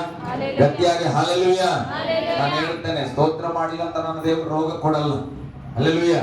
ಅವಾಗ್ಲೇ ಹೇಳ್ತದೆ, ಕ್ಯಾನ್ಸರ್ ಬಂತಂತ ಕ್ಯಾನ್ಸರ್ಗೆ ಸ್ತೋತ್ರ ಹೇಳಬಾರ್ದು. ಯಾಕೆ ಗೊತ್ತಾ? ನನ್ನ ದೇವರು ಮೇಲೆ ಕೂತ್ಕೊಂಡು, ಪರಲೋಕದಲ್ಲಿ ಕೂತ್ಕೊಂಡು ಒಳ್ಳೆಯ ದೇವರಾಗಿರಬಾರ್ದನು, ಮನುಷ್ಯರೆಲ್ಲರನ್ನ ಪ್ರೀತಿಸಿದಂತ ದೇವರು ಯಾವುದೋ ಒಬ್ಬ ಮನುಷ್ಯನಿಗೆ ನಾನು ಕ್ಯಾನ್ಸರ್ ಅನ್ನ ಕಳಿಸ್ಬೇಕು, ಕೊರೋನಾವನ್ನ ಕಳಿಸ್ಬೇಕು ಎಂಬುದಾಗಿ ಒಂದು ರೋಗವನ್ನ ಸಿದ್ಧ ಮಾಡಿ ನಮ್ಮ ದೇಹದ ಒಳಗೆ ಹಾಕುವ ದೇವರು ನನ್ನ ದೇವರಲ್ಲ. ಹಲ್ಲೆಲೂಯಾ. ಗಟ್ಟಿಯಾಗಿ ಹಲ್ಲೆಲೂಯಾ. ನಿನ್ನ ದೇಹದಲ್ಲಿ ಒಂದು ರೋಗವನ್ನ ಹಾಕುವ ದೇವರಾಗಿದ್ರೆ ತಾನೇ ಮನುಷ್ಯನ ಅವತಾರ ಎತ್ತಿ ನಿನಗಾಗಿ ಯಾಕೆ ಪ್ರಾಣ ಕೊಡಬೇಕಿತ್ತು? ಹಲ್ಲೆಲೂಯಾ. ದೇವ್ರ ಚಿತ್ತ ಇದ್ದಿತ್ತೇನೋ, ರೋಗ ಬಂದ್ಬಿಟ್ಟದ, ಹೋಗ್ಲಿ ಬಿಡು ಪರವಾಗಿಲ್ಲ. ಹಲೋ, ರೋಗ ಬರೋದು ದೇವ್ರ ಚಿತ್ತ ಇಲ್ಲ. ಹಲ್ಲೆಲೂಯಾ. ದೇವರು ರೋಗ ಕೊಡುವುದು ದೇವರ ಚಿತ್ತ ಆಗಿದ್ರೆ ಪ್ರಾಣನೇ ಕೊಡ್ತಿದ್ದಿಲ್ಲ ದೇವರು. ಯಾಕೆ ಯೇಸು ಸ್ವಾಮಿ ತನ್ನ ಪ್ರಾಣವನ್ನು ಕೊಟ್ಟನು? ನಾವು ಬದುಕಬೇಕಂತ ಕೊಟ್ಟನಂತ. ಯಾರೆಲ್ಲರಿಗಾಗಿ ಯೇಸು ಸ್ವಾಮಿ ಪ್ರೀತಿ ಮಾಡಿ ಶಿಲುಬೆ ಮೇಲೆ ಪ್ರಾಣ ಕೊಟ್ಟನೋ ಅವರೆಲ್ಲರೂ ಯೇಸುವಿಗಾಗಿ ಜೀವಿಸಬೇಕೆಂದೇ ತನ್ನ ಪ್ರಾಣವನ್ನು ಒಪ್ಪಿಸಿಕೊಟ್ಟನು. ಹಾಲೆಲೂಯಾ, ಗಟ್ಟಿಯಾಗಿ ಹಾಲೆಲೂಯಾ. ಎಷ್ಟು ಜನ ಕೃತಜ್ಞತೆ ಮಾಡೋದಕ್ಕೆ ಸಿದ್ಧವಾಗಿದ್ದೀರಿ? ದೇವರೇ ನನಗಿಟ್ಟಿ ಸ್ತೋತ್ರ. ಹಾಲೆಲೂಯಾ. ನಮ್ಮ ಕೈಯಲ್ಲಿ ಸರಿಯಾಗಿ ಅಡಿಗೆ ಮಾಡಕ್ ಬರಲ್ಲ. ಎಷ್ಟು ಜನಕ್ಕೆ ರೊಟ್ಟಿ ಮಾಡಕ್ ಬರ್ತದೆ? ಹೆಣ್ಮಕ್ಳು ಕೈ ಮೇಲೆ ಮಾಡಿ ಕರೆಕ್ಟ್ ರೊಟ್ಟಿ ಮಾಡ್ಬಿಡ್ತಾನೆ ಅಂತ. ಹಾಲೆಲೂಯಾ. ಇಲ್ಲಿ ಅವರಾದಲ್ಲಿ ನನಗೆ ಬಹಳ ಇಷ್ಟ. ಮೀನಾ ಸಿಸ್ಟರ್ ರೊಟ್ಟಿ ಮಾಡ್ತಾರೆ, ಬಹಳ ಇಷ್ಟ. ಅವ್ರ ರೊಟ್ಟಿನ ಚಪಾತಿ ತರ ಮಾಡ್ಬಿಡ್ತಾರ, ಸ್ಮೂತ್ ಆಗಿ ತೆಳ್ಳಗಿರ್ತದ. ಹಾಲೆಲೂಯಾ. ನೋಡುವಾಗ ಎಲ್ಲರೂ ರೊಟ್ಟಿ ಮಾಡ್ತೇವೆ, ಅದೇ ಚಂದನ್ ರೊಟ್ಟಿ ಅವ್ರು ಮಾಡ್ತಾರೆ. ಹಾಲೆಲೂಯಾ. ನೀವು ಎಲ್ಲ ಚಂದ ಮಾಡ್ತೀರಿ, ಮತ್ತೆ ರೊಟ್ಟಿ ಕೊಡ್ದಂಗಾಗಿ. ಹಾಲೆಲೂಯಾ. ಎಲ್ಲರೂ ಚಂದ ಮಾಡ್ತೀರಿ. ಕೆಲವರಿಗೆ ಇನ್ನ ಕಲಿತಾ ಇದ್ದೇವೆ, ಕೆಲವ್ರಿಗೆ ಬರೋದೇ ಇಲ್ಲ. ಹಾಲೆಲೂಯಾ. ಒಂದು ಸರಿಯಾಗಿ ರೊಟ್ಟಿನೇ ಮಾಡಕ್ ಬರದೇ ಇರುವಂತ ನಿಮ್ಮಲ್ಲಿ ಮದುವೆ ಎಷ್ಟು ಜನಕ್ಕಾಗಿದೆ? ಹೆಣ್ಣು ಮಕ್ಕಳಲ್ಲಿ ಮದುವೆ ಎಷ್ಟು ಜನಕ್ಕಾಗಿದೆ? ಹಾಲೆಲೂಯಾ. ಮಕ್ಕಳಾಗವಲ್ಲ? ಹಾಲೆಲೂಯಾ. ರೊಟ್ಟಿ ಮಾಡಕ್ ಬರದೇ ಇರೋರು ನಿಮ್ಮಂತದ್ದೇ ಒಂದು ಜೀವ ಕೊಡುವಷ್ಟರ ಮಟ್ಟಿಗೆ ದೇವರು ನಿಮ್ಗೆ ಅಭಿಷೇಕ ಮಾಡಿದ್ರು. ಹಾಲೆಲೂಯಾ. ನಾವ್ ಹೇಳ್ತೇವೆ, ನಾವ್ ನಿನ್ಗೆ ಜನ್ಮ ಕೊಟ್ಟಿದ್ದು, ನಾನ್ ನಿನ್ಗೆ ಜನ್ಮ ಕೊಟ್ಟಿದ್ದು. ಹಾಲೆಲೂಯಾ. ಸಿಟ್ಟು ಬಂದಾಗ ಹೇಳ್ತೇವೆ, ನಾನ್ ನಿನ್ಗೆ ಜನ್ಮ ಕೊಟ್ಟಿನಿ, ನಾನ್ ನಿನ್ಗೆ ಜನ್ಮ ಕೊಟ್ಟಿನಿ. ಹಾಲೆಲೂಯಾ. ಸರಿಯಾಗಿ ರೊಟ್ಟಿ ಮಾಡಕ್ಕೆ ಬರಲ್ಲ, ಆದ್ರೆ ನಾವ್ ಏನ್ ಮಾಡಿವಿ? ನನ್ನ ರೂಪದಲ್ಲಿ ಒಂದು ಮಗುವಿಗೆ ಜನ್ಮ ಕೊಡುವಂತ ದೇವರ ಅಭಿಷೇಕ ಮಾಡಿದ್ರೆ ನಾನು ಹೇಳ್ತೇನೆ, ನಿನ್ನಿಂದ 2 ಕಣ್ಣುಗಳು ಉಂಟಾಗಿವೆ, ನಿನ್ನಿಂದ 2 ಕಿಡ್ನಿ ಉಂಟಾಗಿವೆ, ನಿನ್ನಿಂದ 2 ಲಂಗ್ಸ್ಗಳು ಉಂಟಾಗಿವೆ. ಹಾಲೆಲೂಯಾ. ಇದೆಲ್ಲವನ್ನು ಉಂಟು ಮಾಡುವಂತ ದೇವರು ಕೃಪೆ ಕೊಟ್ಟನ. ಯಾವತ್ತಾರ ಹೇಳಿ, ರೊಟ್ಟಿನೇ ಮಾಡಕ್ ಬರಲ್ಲಪ್ಪ, 2 ಮಕ್ಕಳು ಜನ್ಮ ಕೊಡುವಂತ ದೇವರು ನನಗೆ ಅಭಿಷೇಕ ಮಾಡೋ ದೇವರೇ ಸ್ತೋತ್ರ ಅಂತ ಹೇಳಿ ಇಲ್ಲ. ಹಾಲೆಲೂಯಾ. ಏನ್ ಪ್ರಶ್ನೆ ಮಾಡ್ತೀವಿ? ಏನ್ ಮಾಡನ್ ದೇವ್ರು, ಏನ್ ಮಾಡನ್ ದೇವ್ರು, ಏನ್ ಮಾಡನ್ ದೇವ್ರು, ಏನ್ ಮಾಡನ್ ದೇವ್ರು? ದೇವ್ರು ಹೇಳ್ತಾನೆ, ಮಗ ಮಾಡಿದ್ದಾರು ನೋಡು ಯಪ್ಪ. ಹಾಲೆಲೂಯಾ. ಗಟ್ಟಿಯಾಗಿ ಹಾಲೆಲೂಯಾ. ಪ್ರಾರ್ಥನೆಗೆ ನಾವು ಕೂತ್ಕೊಳ್ಳುವಾಗ ಎಡೆಬಿಡದೆ ಪ್ರಾರ್ಥನೆ ಮಾಡೋದಕ್ಕೆ ಇದೆಲ್ಲ ಬಹಳ ಮುಖ್ಯ. ಪ್ರೇಯರ್ ಕೆಲವರಿಗೆ 5 ಮಿನಿಟ್ ಪ್ರಾರ್ಥನೆ ಮಾಡಿದ್ರೆ ಮುಗಿದೋಗ್ಬಿಡ್ತದೆ ಪ್ರೇಯರ್. 5 ನಿಮಿಷ ಪ್ರಾರ್ಥನೆ ಮಾಡಿದ್ಮೇಲೆ ಏನ್ ಪ್ರೇಯರ್ ಮಾಡ್ಬೇಕಂತ ನೆನಪು ಮಾಡಲ್ಲ, ಆ ಕಡೆ ಚೀರ್ತಾ ಇರ್ತದೆ, ಅಳ್ತಾ ಇರ್ತದೆ, ನಮ್ಗೆ ಎತ್ತಿ ಬಂದ್ಬಿಡ್ತೀವಿ. ಹಾಲೆಲೂಯಾ. ವಿಶೇಷವಾಗಿ ಮೊದಲು ನಮಗೆ ಕೃತಜ್ಞತೆ ಸಲ್ಲಿಸುವುದನ್ನು ಕಲ್ತ್ಕೊಳ್ಬೇಕು. ಕಿಡ್ನಿಗಾಗಿ, ನಮ್ಮ ದೇಹಕ್ಕಾಗಿ, ಆರೋಗ್ಯಕ್ಕಾಗಿ, ಒಳ್ಳೆತನಕ್ಕಾಗಿ ನಾವು ಸ್ತೋತ್ರವನ್ನು ಸಲ್ಲಿಸ್ತಾ ಹೋದ್ರೆ ಅನೇಕ ಕಾರ್ಯಗಳು ಸಿಗ್ತದೆ. ನಾವೇನ್ ಮಾಡ್ತೇವೆ? ಆ ಕಡೆಯಿಂದ ಬೇಡಬೇಕಾಗಿರುವಂಥದ್ದು, ದೇವರಿಂದ ಹೊಂದ್ಕೊಳ್ಬೇಕಾಗಿರೋದು ಹೇಳಂದ್ರೆ ಟಪ ಟಪ ಟಪ ಟಪ ಟಪ ಟಪ ಬಂದ್ಬಿಡ್ತದ. ಟಿಕೆಟ್ ರೋಲ್ ಬರ್ತದಲ್ಲ ಹಂಗೆ. ಹಾಲೆಲೂಯಾ. ನನಗೆ ಚಾಪೆ ಇಲ್ಲ, ನನಗೆ ಏನು ಪೆನ್ ಇಲ್ಲ, ಅದಿಲ್ಲ, ಇದಿಲ್ಲ, ಮೊಬೈಲ್ ಇಲ್ಲ, ಮತ್ತೊಂದಿಲ್ಲ. ಹಾಲೆಲೂಯಾ. ದೇವ್ರು ಮಾಡೇನ ಏನ್ ಬರಿ ಅಂದ್ರೆ, ಯಾಗೋ ಒಂದ್ ಟೈಮ್ ಹೋಗುವಾಗ ರೋಡಲ್ಲಿ ಒಂದು 100 ರೂಪಾಯಿ ಸಿಗಿತ್ತು ಅಷ್ಟೇ, ಬೇರೆ ಏನ್ ಅಂತದ್ದು ದೇವ್ರು ಕೊಟ್ಟಿಲ್ಲ ನನ್ಗೆ. ಹಾಲೆಲೂಯಾ. ರಸ್ತೆಯಲ್ಲಿ 100 ರೂಪಾಯಿ ಸಿಕ್ಕಿದ್ ಬಿಟ್ರೆ ಬೇರೆ ಏನು ಕೊಟ್ಟಿಲ್ಲ ಅಂತವೆ. ಅಂದ್ರೆ ನಮ್ಗೆ ಕಣ್ಣಿಗೆ ಕಾಣುವಂಥದ್ದು ಏನಂದ್ರೆ ಹಣ ಒಂದೇ. ಹಾಲೆಲೂಯಾ. ಗಟ್ಟಿಯಾಗಿ ಹಾಲೆಲೂಯಾ. ಯಾರಿಗೂ 100 ರೂಪಾಯಿ ಸಿಕ್ಕಿಲ್ಲ ಅನಿಸ್ತಾ ಇದೆ ನನಗೆ, ನೀವು ಗಟ್ಟಿಯಾಗಿ ಹೇಳಿಲ್ಲ ಅಂದ್ರೆ. ಹಾಲೆಲೂಯಾ. ಎಲ್ಲಾದ್ರಲ್ಲಿ ಕೃತಜ್ಞತೆ ಸ್ತುತಿಯನ್ನ ಮಾಡುವ ವರ್ಷ ಇದಾಗಿದೆ ಪ್ರೇಮ. ಅದಕ್ಕೆ ನಾನು ಕಲಿಸ್ತಾ ಇದ್ದೇನೆ, ಈ ವರ್ಷ ಏನ್ ಮಾಡ್ಬೇಕಂದ್ರೆ, ಏನ್ ದೇವ್ರು ಮಾಡ್ತಾನೆ ಅದ್ರ ಬಗ್ಗೆ ಚಿಂತೆ ಮಾಡ್ಬೇಡ. ನೀನೇನ್ ಮಾಡ್ತೀವಿ? ದೇವ್ರು ಮಾಡಿದ ಕಾರ್ಯಕ್ಕಾಗಿ ನೀನು ಮೊದಲು ಕೃತಜ್ಞತೆಯನ್ನ ಸಲ್ಲಿಸುವನಾಗಿರ್ಬೇಕು. ಮುಂದೆ ಹೋದ್ಮಾಗ ಸ್ವಲ್ಪ ಹಂಗೆ ವಚನದು, ಎಲ್ಲದರಲ್ಲಿ ಕೃತಜ್ಞತೆ ಸ್ತುತಿಯನ್ನ ಸಲ್ಲಿಸಿರಿ, ಇದೇ ನಿಮ್ಮ ವಿಷಯವಾಗಿ. ಹಾಲೆಲೂಯಾ. ದೇವರ ಚಿತ್ತ ಏನಂದ್ರೆ ನಾವು ಸಂತೋಷ ಪಡಬೇಕು, ಪ್ರಾರ್ಥನೆ ಮಾಡಬೇಕು, ಕೃತಜ್ಞತೆ ಸ್ತೋತ್ರವನ್ನ ಸಲ್ಲಿಸಬೇಕು. ಹಾಲೆಲೂಯಾ. ಯಾಕೆ ಸಂತೋಷ ಪಡ್ಬೇಕು ಪಾಸ್ಟ್ರೆ? ಒಂದು ಪ್ರಶ್ನೆ. ನಾನು ಹಂಗೆ ಬೈಬಲ್ ಓದೋದು, ಯಪ್ಪ ಆಯ್ತು ಸ್ವಾಮಿ, ಆಯ್ತು ಎಲ್ಲ ಕೊಟ್ಟಿ ಇವೆಲ್ಲ ಒಂದಿನ ಹೋಗ್ತಾವ, ನಾನು ನಿಮ್ಮಂಗೆ ಸುಮ್ಮನೆ ಎಲ್ಲದಕ್ಕೂ ಅಲ್ಲೆಲ್ಲೂ ಹೇಳಲ್ಲ. ಹಾಲೆಲೂಯಾ. ಸ್ವಲ್ಪ ವಿಚಿತ್ರವಾದ ಮನುಷ್ಯ. ನಾನು ದೇವ್ರ ಹತ್ರ ಕೇಳ್ತದೆ, ಹೌದು ಸ್ವಾಮಿ ಎಲ್ಲ ಕೊಟ್ಟಿ, ಕಿಡ್ನಿ ಪಟ್ನಿ ಎಲ್ಲ ಕೊಟ್ಟಿ, ಏನಿದೆ 1000 ವರ್ಷ ಇರ್ತದ? ಯಾರಾದ್ರೂ 1000 ವರ್ಷ ಇರೋರಿದ್ದೀರಿ?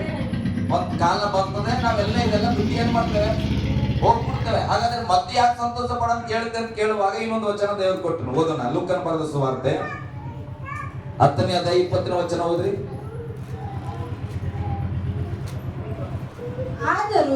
ಆದರೂ ದೆವ್ವಗಳು ನಮಗೆ ಅಧೀನವಾಗಿವೆ ಎಂದು ಸಂತೋಷ ಪಡದೆ. ನೋಡ್ರಿ, ದೆವ್ವಗಳು ನಮ್ಮ ಮಾತನ್ನ ಕೇಳುತ್ತವೆ. ಈಗ ನಾವು ಸೇವೆ ಮಾಡೋರು, ನಾವು ಹೋಗಿ ಸ್ತೋತ್ರ ಮಾಡಿ ಪ್ರಾರ್ಥನೆ ಮಾಡಿದ್ರೆ ದೆವ್ವ ಬಿಟ್ಟು ಹೋಗ್ತದೆ. ಆ ದೆವ್ವಗಳು ನಮ್ಮ ಮಾತನ್ನ ಕೇಳುತ್ತವೆ ಅಂತ ಸಂತೋಷ ಪಡದೆ, ನಮ್ಮ ಹೆಸರುಗಳು ಪರಲೋಕದಲ್ಲಿ ಬರೆದಿರುತ್ತವೆ ಎಂದು ಸಂತೋಷ ಪಡಿರಿ ಸಂತೋಷ ಪಡಿರಿ ಅಂದನು. ಹಾಲೆಲೂಯ. ಗಟ್ಟಿಯಾಗಿ ಹಾಲೆಲೂಯ.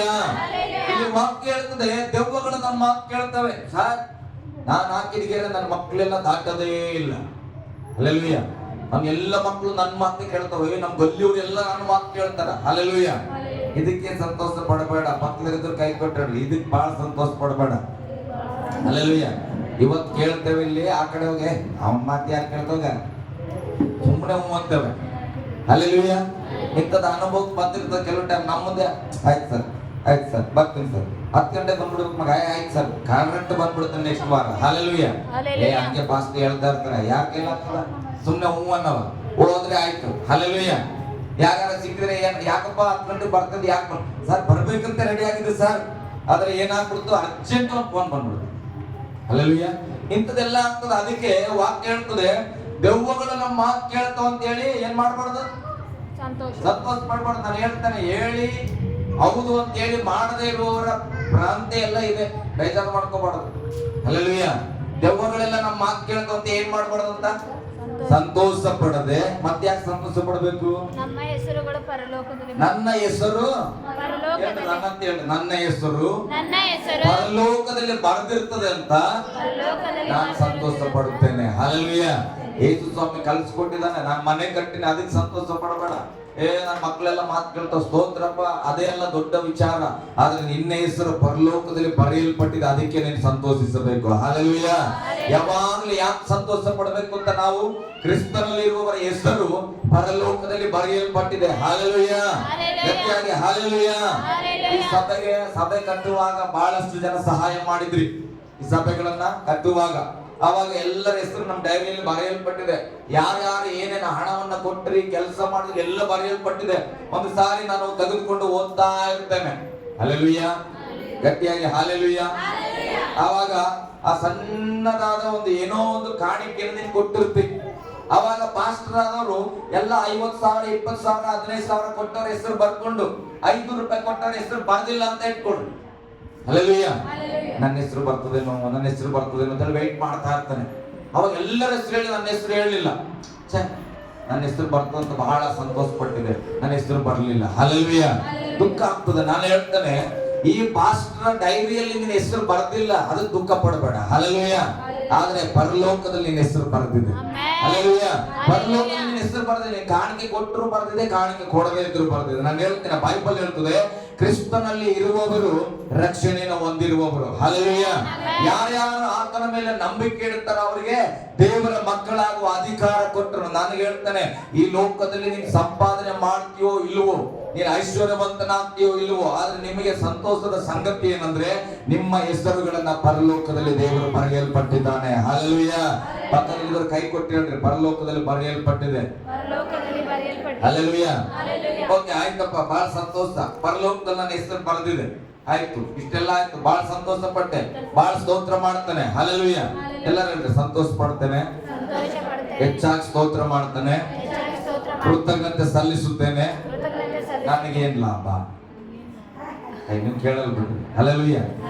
ನಾನ್ ಕೇಳ್ತೇನೆ, ನಾನ್ ದೇವ್ರ ಬಳಿ ಲಾಭ ಎಲ್ಲರೂ ಯೇಸು ಸ್ವಾಮಿ ಹತ್ರ ನಾನು ಬಂದೇ ಇಲ್ಲ. ಹಾಲೆಲೂಯ. ಯೇಸು ಸ್ವಾಮಿ ಹೇಳಿದ್ರು, ನೀನ್ ಎಷ್ಟು ಸಕಲ ಪಾಪ ಮಾಡಿದ್ರು ಕ್ಷಮಿಸಲ್ಪಡುತ್ತೇನೆ. ಇದು ಲಾಭನ ಇಲ್ಲ. ಅದಕ್ಕೆ ಯೇಸು ಸ್ವಾಮಿ ಹತ್ರ ಬಂದೆ. ಯೇಸು ಸ್ವಾಮಿ ಹೇಳಿದ್ರು, ನನ್ನ ಯಾರಾದ್ರೂ ಶ್ರೀಮಂತರು ನನ್ನ ಮಗ ಅಂತ ಸೇರಿಸ್ಕೊತೀರ ಅಂದ್ರೆ ಅವ್ರಿಗೆ ಇಷ್ಟ ಇಲ್ಲ. ಆದ್ರೆ ಯೇಸು ಸ್ವಾಮಿ ಹೇಳ್ತಾನೆ, ನೀನು ದೇವರ ಮಗ ಆಗ್ತಿ. ಆ ಲಾಭವನ್ನು ನೋಡೇ ನಾನು ಯೇಸು ಸ್ವಾಮಿ ಹತ್ರ ಬಂದಿದ್ದು. ಹಾಲೆಲೂಯ. ನಾನು ದೇವರ ಮಗ ಆಗ್ತೇನಂತ ಸಕಲ ಅಧಿಕಾರವನ್ನು ನಿನ್ಗೆ ಕೊಡ್ತೇನೆ.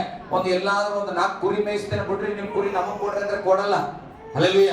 ನಾನು ಕುರಿ ಮೇಯಿಸೋದೇ ಕೆಲಸ ಕೊಡಲ್ಲ, ಆದ್ರೆ ದೇವರು ಜನಗಳನ್ನೇ ಮೇಯಿಸುವ ಕೆಲಸ ಕೊಡ್ತೇನೆ ಅಂದ್ರೆ ಅದಕ್ಕೆ ಯೇಸು ಸ್ವಾಮಿ ಹತ್ರ ಬಂದೆ. ಹಾಲೆಲೂಯ. ಅನೇಕ ಲಾಭಗಳು ಕ್ರಿಸ್ತನಲ್ಲಿ ಉಂಟು ಪ್ರೇರೆ. ಅದೇ ರೀತಿಯಾಗಿ ನಾನು ಹೇಳ್ತೇನೆ, ಸಂತೋಷ ಯಾವಾಗ ಪಡ್ತೇನೆ? ಸ್ತೋತ್ರಪ್ಪ, ಮಕ್ಕಳಾಗಿಲ್ಲ, ಸಂತೋಷ ಪಡ್ತೇನೆ. ಹಾಲೆಲೂಯ. ಯಾವಾಗ ಸ್ತೋತ್ರ ಮಾಡು, ಸ್ತೋತ್ರ ಮಾಡ್ತಾನೆ. ಆಯ್ತು, ಕೃತಜ್ಞತೆ ಸಲ್ಲಿಸು. ನೀನು ಮಾಡಿದ ಎಲ್ಲ ಕಾರ್ಯಗಳಿಗಾಗಿ ಕೃತಜ್ಞತೆ ಸಲ್ಲಿಸುತ್ತೇನೆ. ಹಾಲೆಲೂಯ. ನನಗೇನ್ ಲಾಭ ಅಂತ ನಾನು ಕೇಳಿದೆ. ಹಾಲೆಲೂಯ. ಗಟ್ಟಿಯಾಗಿ ಹಾಲೆಲೂಯ. ಅದಕ್ಕೆ ದೇವರು ಒಂದು ವಚನ ಕೊಟ್ಟರು, ಓದೋಣ. ಮತ್ತಾಯನು ಬರೆದ ಸುವಾರ್ತೆ 5ನೇ ಅಧ್ಯಾಯ 12ನೇ ವಚನ. ಸಂತೋಷ ಪಡಿರಿ. ಹಾಲೆಲೂಯ. ದೇವರು ಮತ್ತೆ ಪ್ರಶ್ನೆ ಕೇಳುವಾಗೆಲ್ಲ ದೇವರು ಹೇಳ್ತಾನ, ಮಗ ಸಂತೋಷ ಪಡು. ಹಾಲೆಲೂಯ. ನಾನು ಲಾಭ ಕೇಳಕ್ ಹೊಂಟೀನಿ, ನನಗೇನ್ ಫಲಪ್ಪ? ಅಂತ ಕೇಳಕ್ ಹೋದಕ್ಕೆ ದೇವ್ರು ಹೇಳ್ತಾನೆ, ಮತ್ತೆ ನೀನು ಸಂತೋಷ ಪಡು. ಸಂತೋಷ ಪಡಿರಿ, ಸಂತೋಷ ಪಡಿರಿ, ಉಲ್ಲಾಸ ಪಡಿರಿ. ನೋಡ್ರಿ, ಜೊತೆಲಿ ಒಂದು ಪದ ಯಾಡ್ ಆಗ್ತಾನೆ. ಸಂತೋಷ ಪಡುವುದ್ರ ಜೊತೆಲಿ ಉಲ್ಲಾಸ ಪಡ್ರಿ. ಹಲ್ಲೆಲೂಯ. ನಾವು ಬಹಳ ಸಂತೋಷ ಆಗಿದೆ ಅಂದ್ರೆ ಉಲ್ಲಾಸ ಪಡ್ರಿ ಏನ್ ಮಾಡ್ತಾರೆ, ಡ್ಯಾನ್ಸ್ ಮಾಡ್ತಾರೆ. ಹಲ್ಲೆಲೂಯ. ಸಂತೋಷ ಪಡೋದ್ರ ಜೊತೆಲಿ ಕುಣಿದಾಡಿ ಸಂತೋಷ ಪಡು. ಆಮೇಲೆ ಪರಲೋಕದಲ್ಲಿ ನಿಮಗೆ ಬಹಳ ಫಲ ಸಿಕ್ಕುವುದು. ಹಲ್ಲೆಲೂಯ. ಗಟ್ಟಿಯಾಗಿ ಹಲ್ಲೆಲೂಯ. ಯಾರಾದ್ರೂ ನಂಬಿಗಸ್ತರಿದ್ರೆ ಈ ವಚನವನ್ನು ಅರ್ಥ ಮಾಡ್ಕೊಡ್ರಿ. ಮತ್ತೊಂದು ಸಾರಿ ಓದ್ ಮಗ. ಸಂತೋಷ ಪಡಿರಿ, ಸಂತೋಷ ಪಡಿರಿ, ಉಲ್ಲಾಸ ಪಡಿರಿ, ಉಲ್ಲಾಸ ಪಡಿರಿ. ಪರಲೋಕದಲ್ಲಿ ನಿಮಗೆ ಬಹಳ ಫಲ, ಪರಲೋಕದಲ್ಲಿ ನಿಮಗೆ ಬಹಳ ಫಲ ಸಿಗುವುದು. ಹಲ್ಲೆಲೂಯ. ನನ್ನ ದೇವರು ಹೇಳ್ತಾ ಇರೋದು, ನೀನು ಬಹಳ ಸಂತೋಷ ಪಟ್ಬಿಡಪ್ಪ, ನಾಳೆಗೆ ಒಂದು 5 ಕೋಟಿ ನಿನ್ ಚೆಕ್ ಅಲ್ಲಿ ಬರೀತೇನೆ ಅಂತ ಹೇಳ್ತಾ ಇಲ್ಲ. ಹಲ್ಲೆಲೂಯ. ಬಹಳ ಸಂತೋಷ ಪಟ್ವಿ, ಅರ್ಸು ಫಸ್ಟ್ ಹೇಳ್ದಂಗ ಹಗಲು ರಾತ್ರಿ ಜಪ ಮಾಡಿವಿ, ಎಲ್ಲದಕ್ಕೂ ಸ್ತೋತ್ರ ಹೇಳಿವಿ. ಕಿಡ್ನಿಗಾಗಿ 40 ಸತಿ ಹೇಳ್ದ. ಹಲ್ಲೆಲೂಯ. 5 ಮಕ್ಕಳಿಗಾಗಿ 50 ಸತಿ ಹೇಳ್ದ. ಆದ್ರೂ ಏನು ಆಶೀರ್ವಾದ ಬಂದಿಲ್ಲ. ಹಲ್ಲೆಲೂಯ. ಗಟ್ಟಿಯಾಗಿ ಹಲ್ಲೆಲೂಯ. ನನ್ನ ವಿಶ್ವಾಸ ಹಿಂಗೆ ಪ್ರೇರೆ, ಈ ಲೋಕದ ಐಶ್ವರ್ಯಕ್ಕಾಗಿ ನಾನು ಸ್ತೋತ್ರ ಸಲ್ಲಿಸ್ತಾ ಇಲ್ಲ. ಹಲ್ಲೆಲೂಯ. ಈ ಲೋಕದ ಆಡಂಬರಕ್ಕಾಗಿ ನಾನು ಸ್ತೋತ್ರ ಸಲ್ಲಿಸ್ತಾ ಇಲ್ಲ. ವಾಕ್ಯ ಹೇಳ್ತದೆ, ನೀನು ಯಾವಾಗಲೂ ಸಂತೋಷ ಪಡಿ. ಯಾಕೆ ಗೊತ್ತಾ? ನಿನ್ನ ಹೆಸರು ಪರಲೋಕದಲ್ಲಿ ಬರೆದಿದೆ.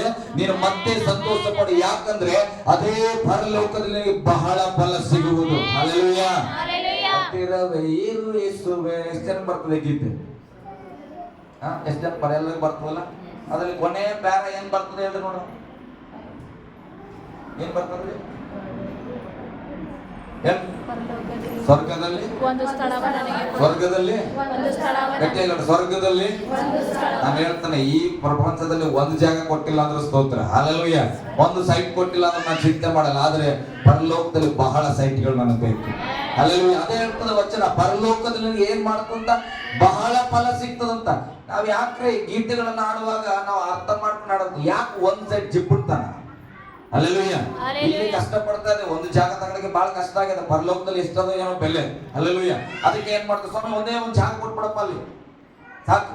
ಹಲ್ಲೆಲೂಯ. ದೇವ್ರ ಅನ್ಕೊಡೋಣ, ಅರಸಿಗೆ ಒಂದು 10 ಎಕರೆ ಕೊಡ್ಬೇಕಪ್ಪ ಪರಲೋಕದಾಗ ಅನ್ಕೊಂಡಿರ್ತಾನ. ನಾವು ಬೆಳಗ್ಗೆ ಎದ್ರೆ ಹೇಳ್ತಾರೆ, ಸ್ವಾಮಿ ಸ್ವರ್ಗದ ಒಂದ್ ಜಾಗ, ಒಂದ್ ಜಾಗ, ಒಂದ್ ಜಾಗ, ಒಂದ್ ಜಾಗ, ಒಂದ್ ಜಾಗ. ಹಲ್ಲೆಲೂಯ.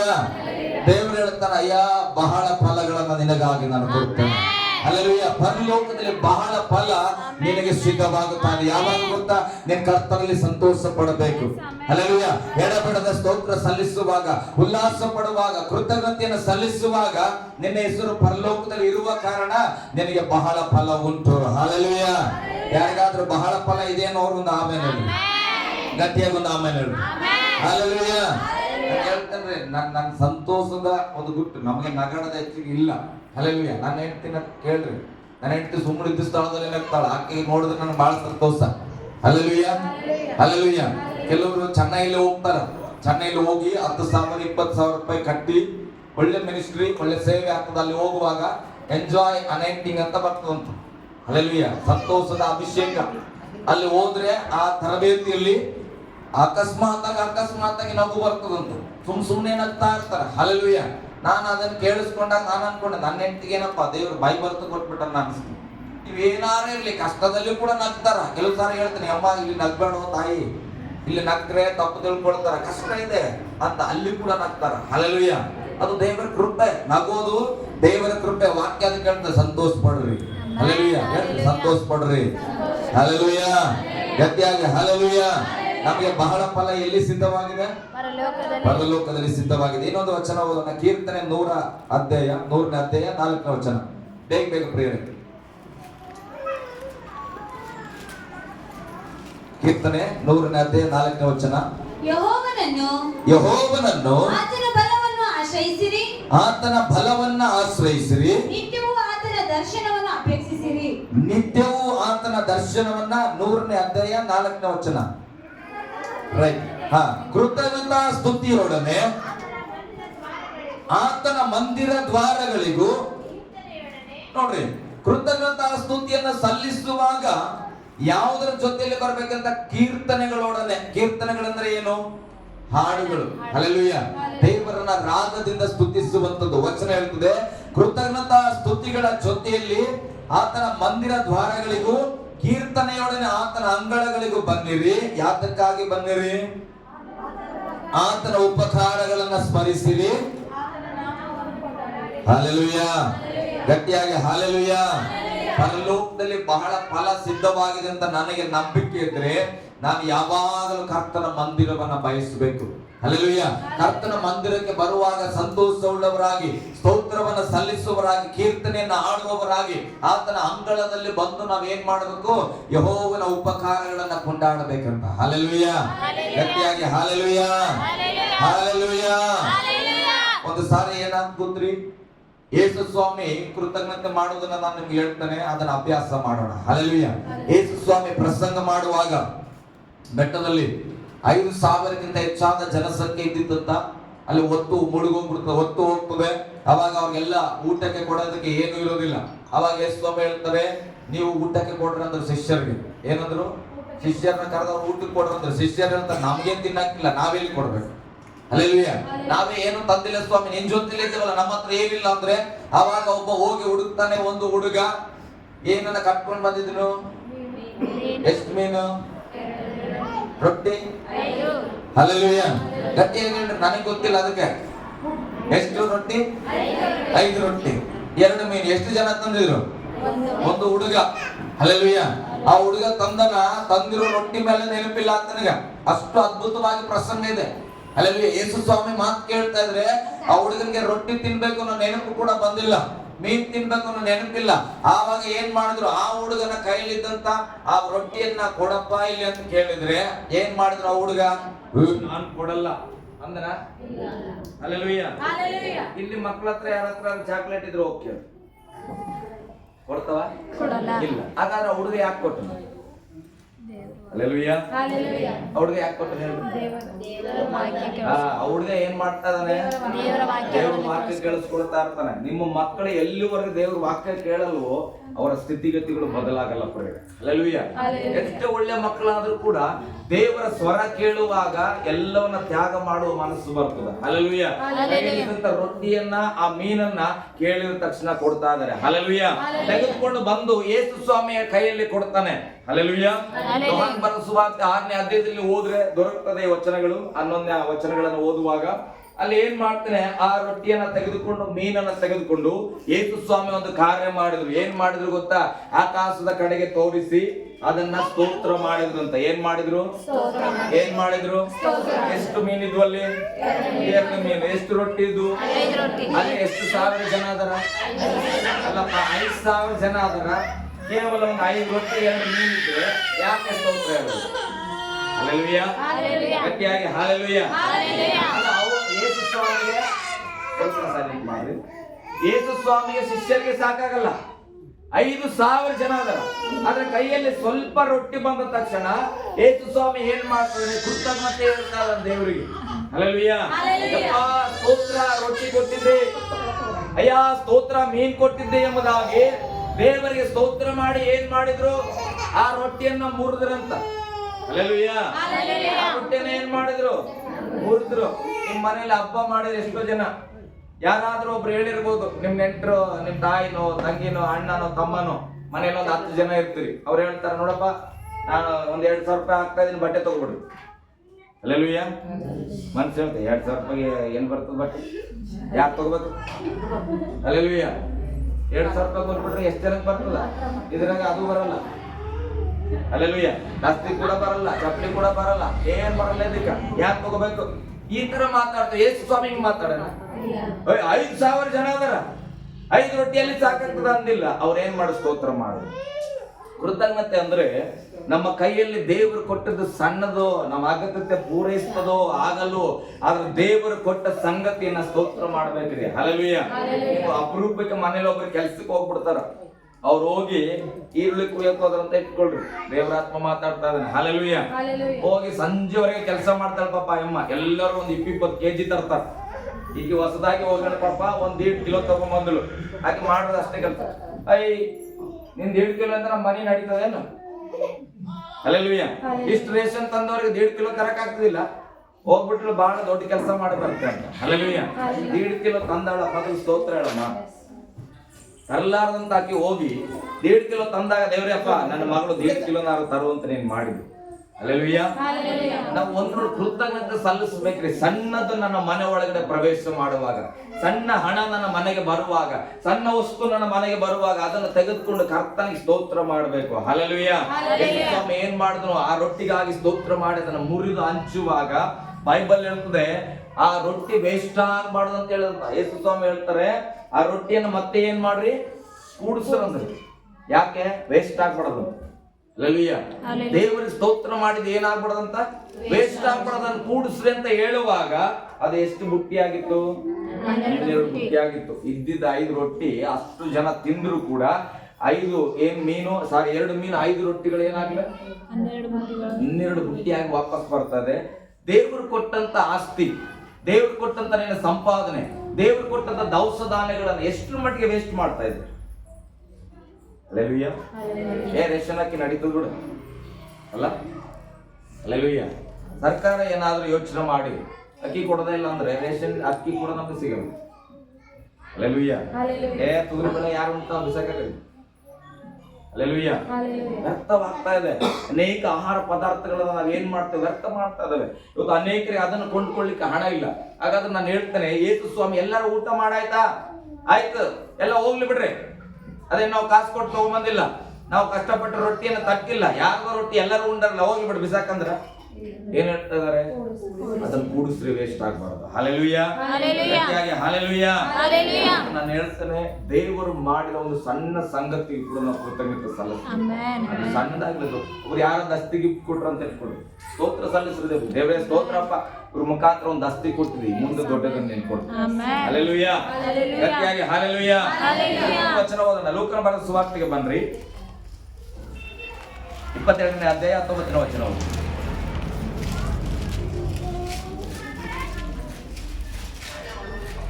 ಬಳಿಕ ಆತನು ರೊಟ್ಟಿಯನ್ನು ತೆಗೆದುಕೊಂಡು ಸ್ತೋತ್ರ ಮಾಡಿ, ಹಲ್ಲೆಲೂಯ.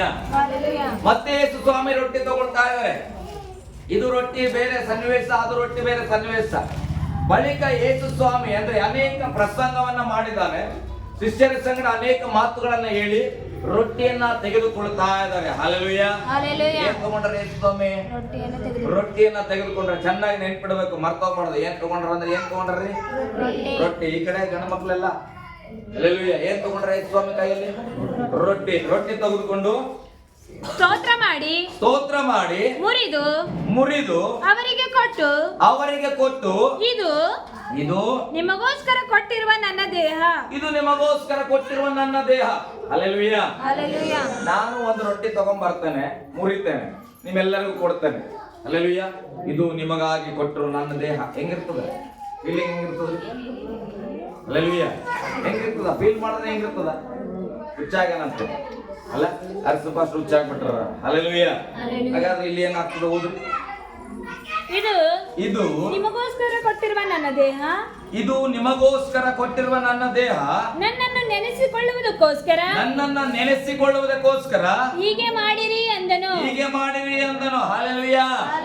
ಯೇಸು ಸ್ವಾಮಿ ಕೈಗಳಿಂದ ಮಾಡಿದಂತ ಮನುಷ್ಯರು ಮಾಡಿದ ರೊಟ್ಟಿಯನ್ನ ತೆಗೆದುಕೊಂಡು ಮುರಿದು ಆತನು ಶಿಷ್ಯರ ಕೈಯಲ್ಲಿ ಕೊಟ್ಟು ಹೇಳ್ತಾ ಇದ್ದಾನೆ, ಇದು ನಿಮಗಾಗಿ ಕೊಡಲ್ಪಟ್ಟಂತ ನನ್ನ ದೇಹ. ಹಲ್ಲೆಲೂಯ.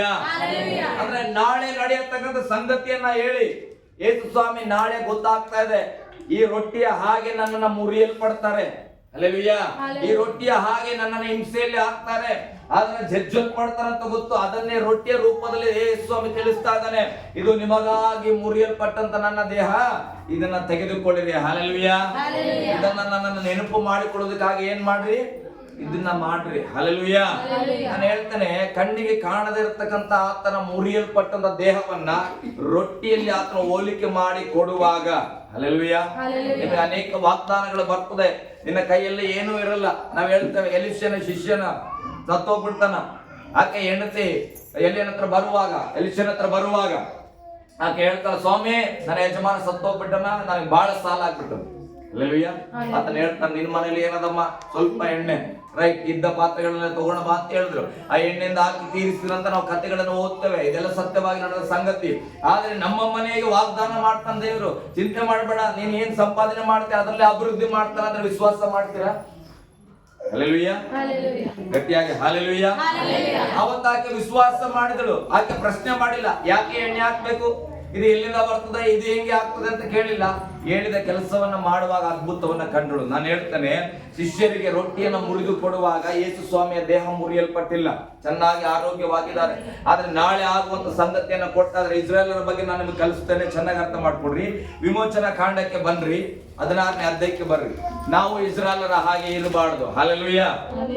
ಗಟ್ಟಿಯಾಗಿ ಹಲ್ಲೆಲೂಯ. 31ನೇ ವಚನ ಓದ್ರಿ.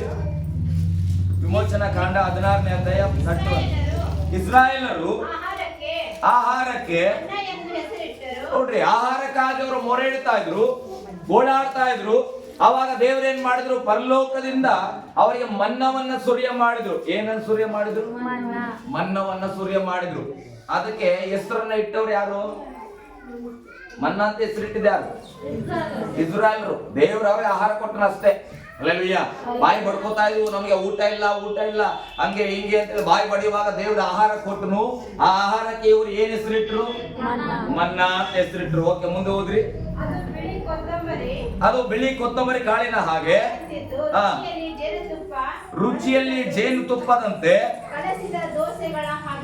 ಹಲ್ಲೆಲೂಯಾ. ಜೇನುತುಪ್ಪಗಳಿಂದ ಕಲಸಿ ದೋಸೆ ಮಾಡಿದ್ರೆ ಹೇಗಿರ್ತದೋ ಆ ರುಚಿಕರವಾಗಿ ಆಹಾರ ಇದ್ದಿತ್ತಂತ. ಹಲ್ಲೆಲೂಯಾ. ಇಷ್ಟು ಸುಂದರವಾದ ಆಹಾರವನ್ನ ಇಸ್ರಾಯೇಲರು ಕೊಟ್ರೆ, ಇದೆಲ್ಲವನ್ನ ತಿಂದು ತಿಂದು ತಿಂದು ಸ್ವಲ್ಪ ದಿನಗಳಾದ್ಮೇಲೆ ಹೇಳ್ತಾರೆ, ಅದೇನ್ ಮನ್ನ ತಿನ್ಬೇಕದು. ಹಲ್ಲೆಲೂಯಾ. ಎಲ್ಲಿಂದ ಬಿದ್ದದ್ರಿ ಇದು ಮನ್ನ? ಪರಲೋಕದಿಂದ ಬಿದ್ದದ. ಈ ಮನ್ನ ಬಿದ್ದಿದ್ರು ಕೂಡ ಇದನ್ನ ತಿಂದು ಜೇನುತುಪ್ಪ ಹಾಕಿ ದೋಸೆ ಮಾಡ್ಕೊಟ್ರೆ ಹೆಂಗಿರ್ತದ ಒಂದು ಅನುಭವ ತಂದ್ಕೊಟ್ರೆ. ಬೆಣ್ಣೆ ದೋಸೆ ಯಾರು ತಿಂದಿರ? ಸ್ತೋತ್ರ. ಹಲ್ಲೆಲೂಯ.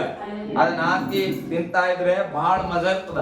ಇಂತ ಜೇನುತುಪ್ಪ ಹಾಕಿ ದೋಸೆ ಮಾಡಿರುವ ಹಾಗೆ ಮನ್ನ ದೇವರು ಕೊಟ್ಟಿದ್ದಾನೆ.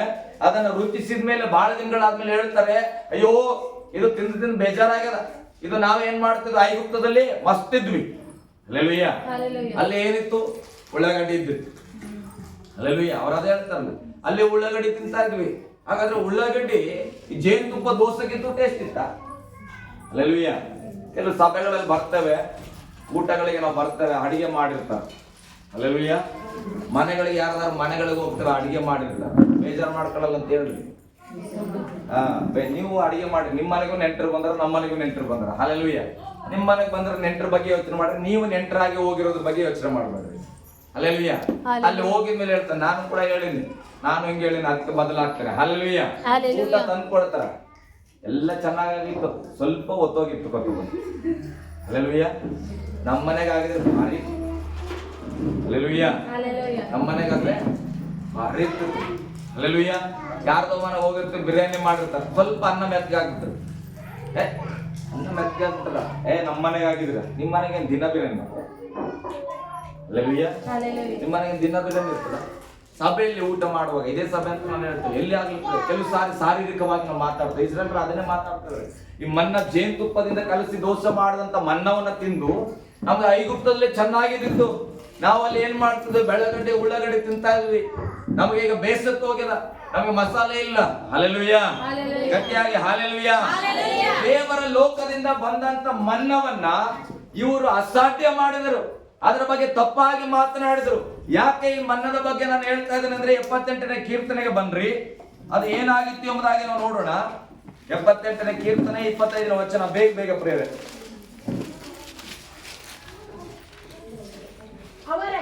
ಅವರಲ್ಲಿ ಬೇರೆ ಬೈಬಲ್ ಅಲ್ಲಿ ಇದ್ರೆ ಓದ್ರಿ, ಸ್ವಲ್ಪ ನಿಮ್ಗೆ ಅರ್ಥ ಆಗ್ತದೆ.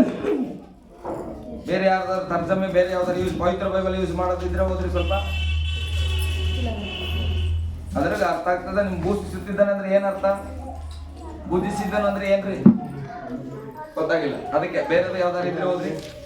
ಅವರಲ್ಲಿ ಪ್ರತಿಯೊಬ್ಬನು ದೇವದೂತರ ಆಹಾರವನ್ನ ಭುಜಿಸಿದನು, ಆತನು ಅವರಿಗೆ ತೃಪ್ತಿ ಭೋಜನವನ್ನ ಕೊಟ್ಟನು. ಹಲ್ಲೆಲೂಯ. ಬೇರೆ ತರ್ಜಮೆಯಲ್ಲಿ ಓದುದಾದ್ರೆ ಏನಂತ ಬರೆಯಲ್ಪಡ್ತದೆ ಗೊತ್ತಾ?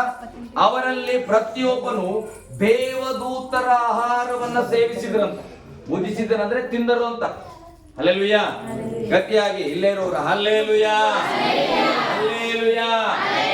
ಹಾಗಾದ್ರೆ ದೇವದೂತರು ನಾಷ್ಟ ಮಾಡ್ತಾ ಇದ್ರೆ ಸರ್, ನನಗೆ ಗೊತ್ತಿಲ್ಲ, ಬೈಬಲ್ ಬರೆಯಲ್ಪಟ್ಟಿದೆ. ಹಲ್ಲೆಲೂಯಾ. ಅವ್ರು ಇಡ್ಲಿ ತಿಂದ್ರು ಚಟ್ನಿ ತಿಂದ್ರು ನನಗೆ ಗೊತ್ತಿಲ್ಲ. ಬೈಬಲ್ ಅಲ್ಲಿ ಬರೆಯಲ್ಪಟ್ಟಿದೆ, ಅವರಲ್ಲಿ ಪ್ರತಿಯೊಬ್ಬ ಇಸ್ರಾಯೇಲರು ದೇವದೂತರ ಆಹಾರವನ್ನ ತಿಂದ್ರಂದ್ರೆ ಹಾಗಾದ್ರೆ ದೇವದೂತರ ಸೇವಿಸತಕ್ಕಂತ ಆಹಾರವನ್ನ ಇಸ್ರಾಯೇಲರಿಗೆ ದೇವರು ಕೊಟ್ಟಾನ. ಹಲ್ಲೆಲೂಯಾ. ಜೀತದಲ್ಲಿದ್ರು ಇವರು, ದಾಸತ್ವದಲ್ಲಿದ್ರು, ಚಾವ್ ಕೇಕ್ ಬೀಳ್ತಾ ಇತ್ತು, ಇಷ್ಟು ಇಟ್ಟಿಗೆ ಮಾಡಿಲ್ಲ ಅಂದ್ರೆ ಪೆಟ್ಟು ಬೀಳ್ತಾ ಇತ್ತು. ಯಾವಾಗ ಸ್ವಲ್ಪ ಅನ್ನ ಗಂಜಿ ಕೊಡುವಂತ ಸ್ಥಳದಿಂದ ದೇವರು ಬಿಡುಗಡೆ ಮಾಡಿ ಕರ್ಕೊಂಡು ಬಂದು ಇವತ್ತು ರಾಜಾರೋತ್ಸವಾಗಿ ಮನ್ನವನ್ನ ತಿನ್ನುವಂತ ದೇವರು ಮಾಡಿದ್ರೆ ಆ ದೇವದೂತರ ಆಹಾರವನ್ನೇ ಅಸಾಧ್ಯ ಮಾಡುತ್ತವ. ಹಲ್ಲೆಲೂಯಾ. ಇಂದಿನ ಪರಿಸ್ಥಿತಿ ಒಂದು 10-15 ವರ್ಷಗಳ ಹಿಂದೆ ಹೋಗ್ಬಿಟ್ರೆ ನನಗೆ ಗೊತ್ತಿರೋ ಪ್ರಕಾರ ವರ್ಷಕ್ಕೊಮ್ಮೆ ಅನ್ನ ಮಾಡಕ್ಕೆ ಕಷ್ಟ ನಮಗೆ. ನಮ್ಮ ಜೀವಿತದಲ್ಲೇ 20 ವರ್ಷಗಳ ಹಿಂದೆ ಹೋದ್ರೆ, ನಾನು ಸಣ್ಣವ ಇದ್ದಾಗ ನಮ್ಮ ಮನೇಲಿ ಅಕ್ಕಿ ತಂದು ಅನ್ನ ಮಾಡ್ಬೇಕಾದ್ರೆ ಬಹಳ ಕಷ್ಟ ಆಗೋದು. ಆದ್ರೆ ಇವತ್ತಿನ ಜೀವಿತ ದೇವರ ಆಶೀರ್ವಾದ ಮಾಡಿ ವಾರದಲ್ಲಿ 3 ದಿನ ಬಿರಿಯಾನಿ ತಿಂತೇವೆ. ಆದ್ರೂ ಕೂಡ ಮತ್ತೊಂದ್ ದಿನ ಏನಾದ್ರು ಏನ್ ಮಾಡಿ ಅಮ್ಮ ಚಣಿಗೆ ಮಾಡಿ ಹೋಗಿ ಯಾವ ತಿಂತಾರೆ. ಹಲ್ಲೆಲೂಯಾ. ಗಟ್ಟಿಯಾಗಿ ಹಲ್ಲೆಲೂಯಾ. ನಾನು ಹೇಳ್ತೇನೆ, ಅಸಾಧ್ಯ ಮಾಡಬೇಡ್ರಿ. ಚಣಿಗೆ ಬೇಳೆ ಯಾರು ಕೊಡ್ತಾರೆ ನಿಮ್ಗೆ? ದೇವ್ರು ಉಂಟು ಮಾಡ. ಹಲ್ಲೆಲೂಯಾ. ಕೋಳಿಯನ್ನು ಯಾರು ಉಂಟು ಮಾಡಿದ್ರು? ದೇವ್ರು ಉಂಟು ಮಾಡೋಣ. ಎರಡನ್ನು ಕೂಡ ಉಂಟು ಮಾಡಿದವನು ದೇವರು. ಹಲ್ಲೆಲೂಯಾ. ಗಟ್ಟಿಯಾಗಿ ಹಲ್ಲೆಲೂಯಾ. ಇಸ್ರಾಯೇಲರು ದೇವದೂತರು ತಿನ್ನತಕ್ಕಂತ ಆಹಾರವನ್ನ ಕೊಟ್ಟರು ಕೂಡ ಅದರಲ್ಲೂ ಕೂಡ ಅವರಿಗೆ ಅಸಾಧ್ಯ ಮಾಡಿದ್ರು. ಹಲ್ಲೆಲೂಯಾ.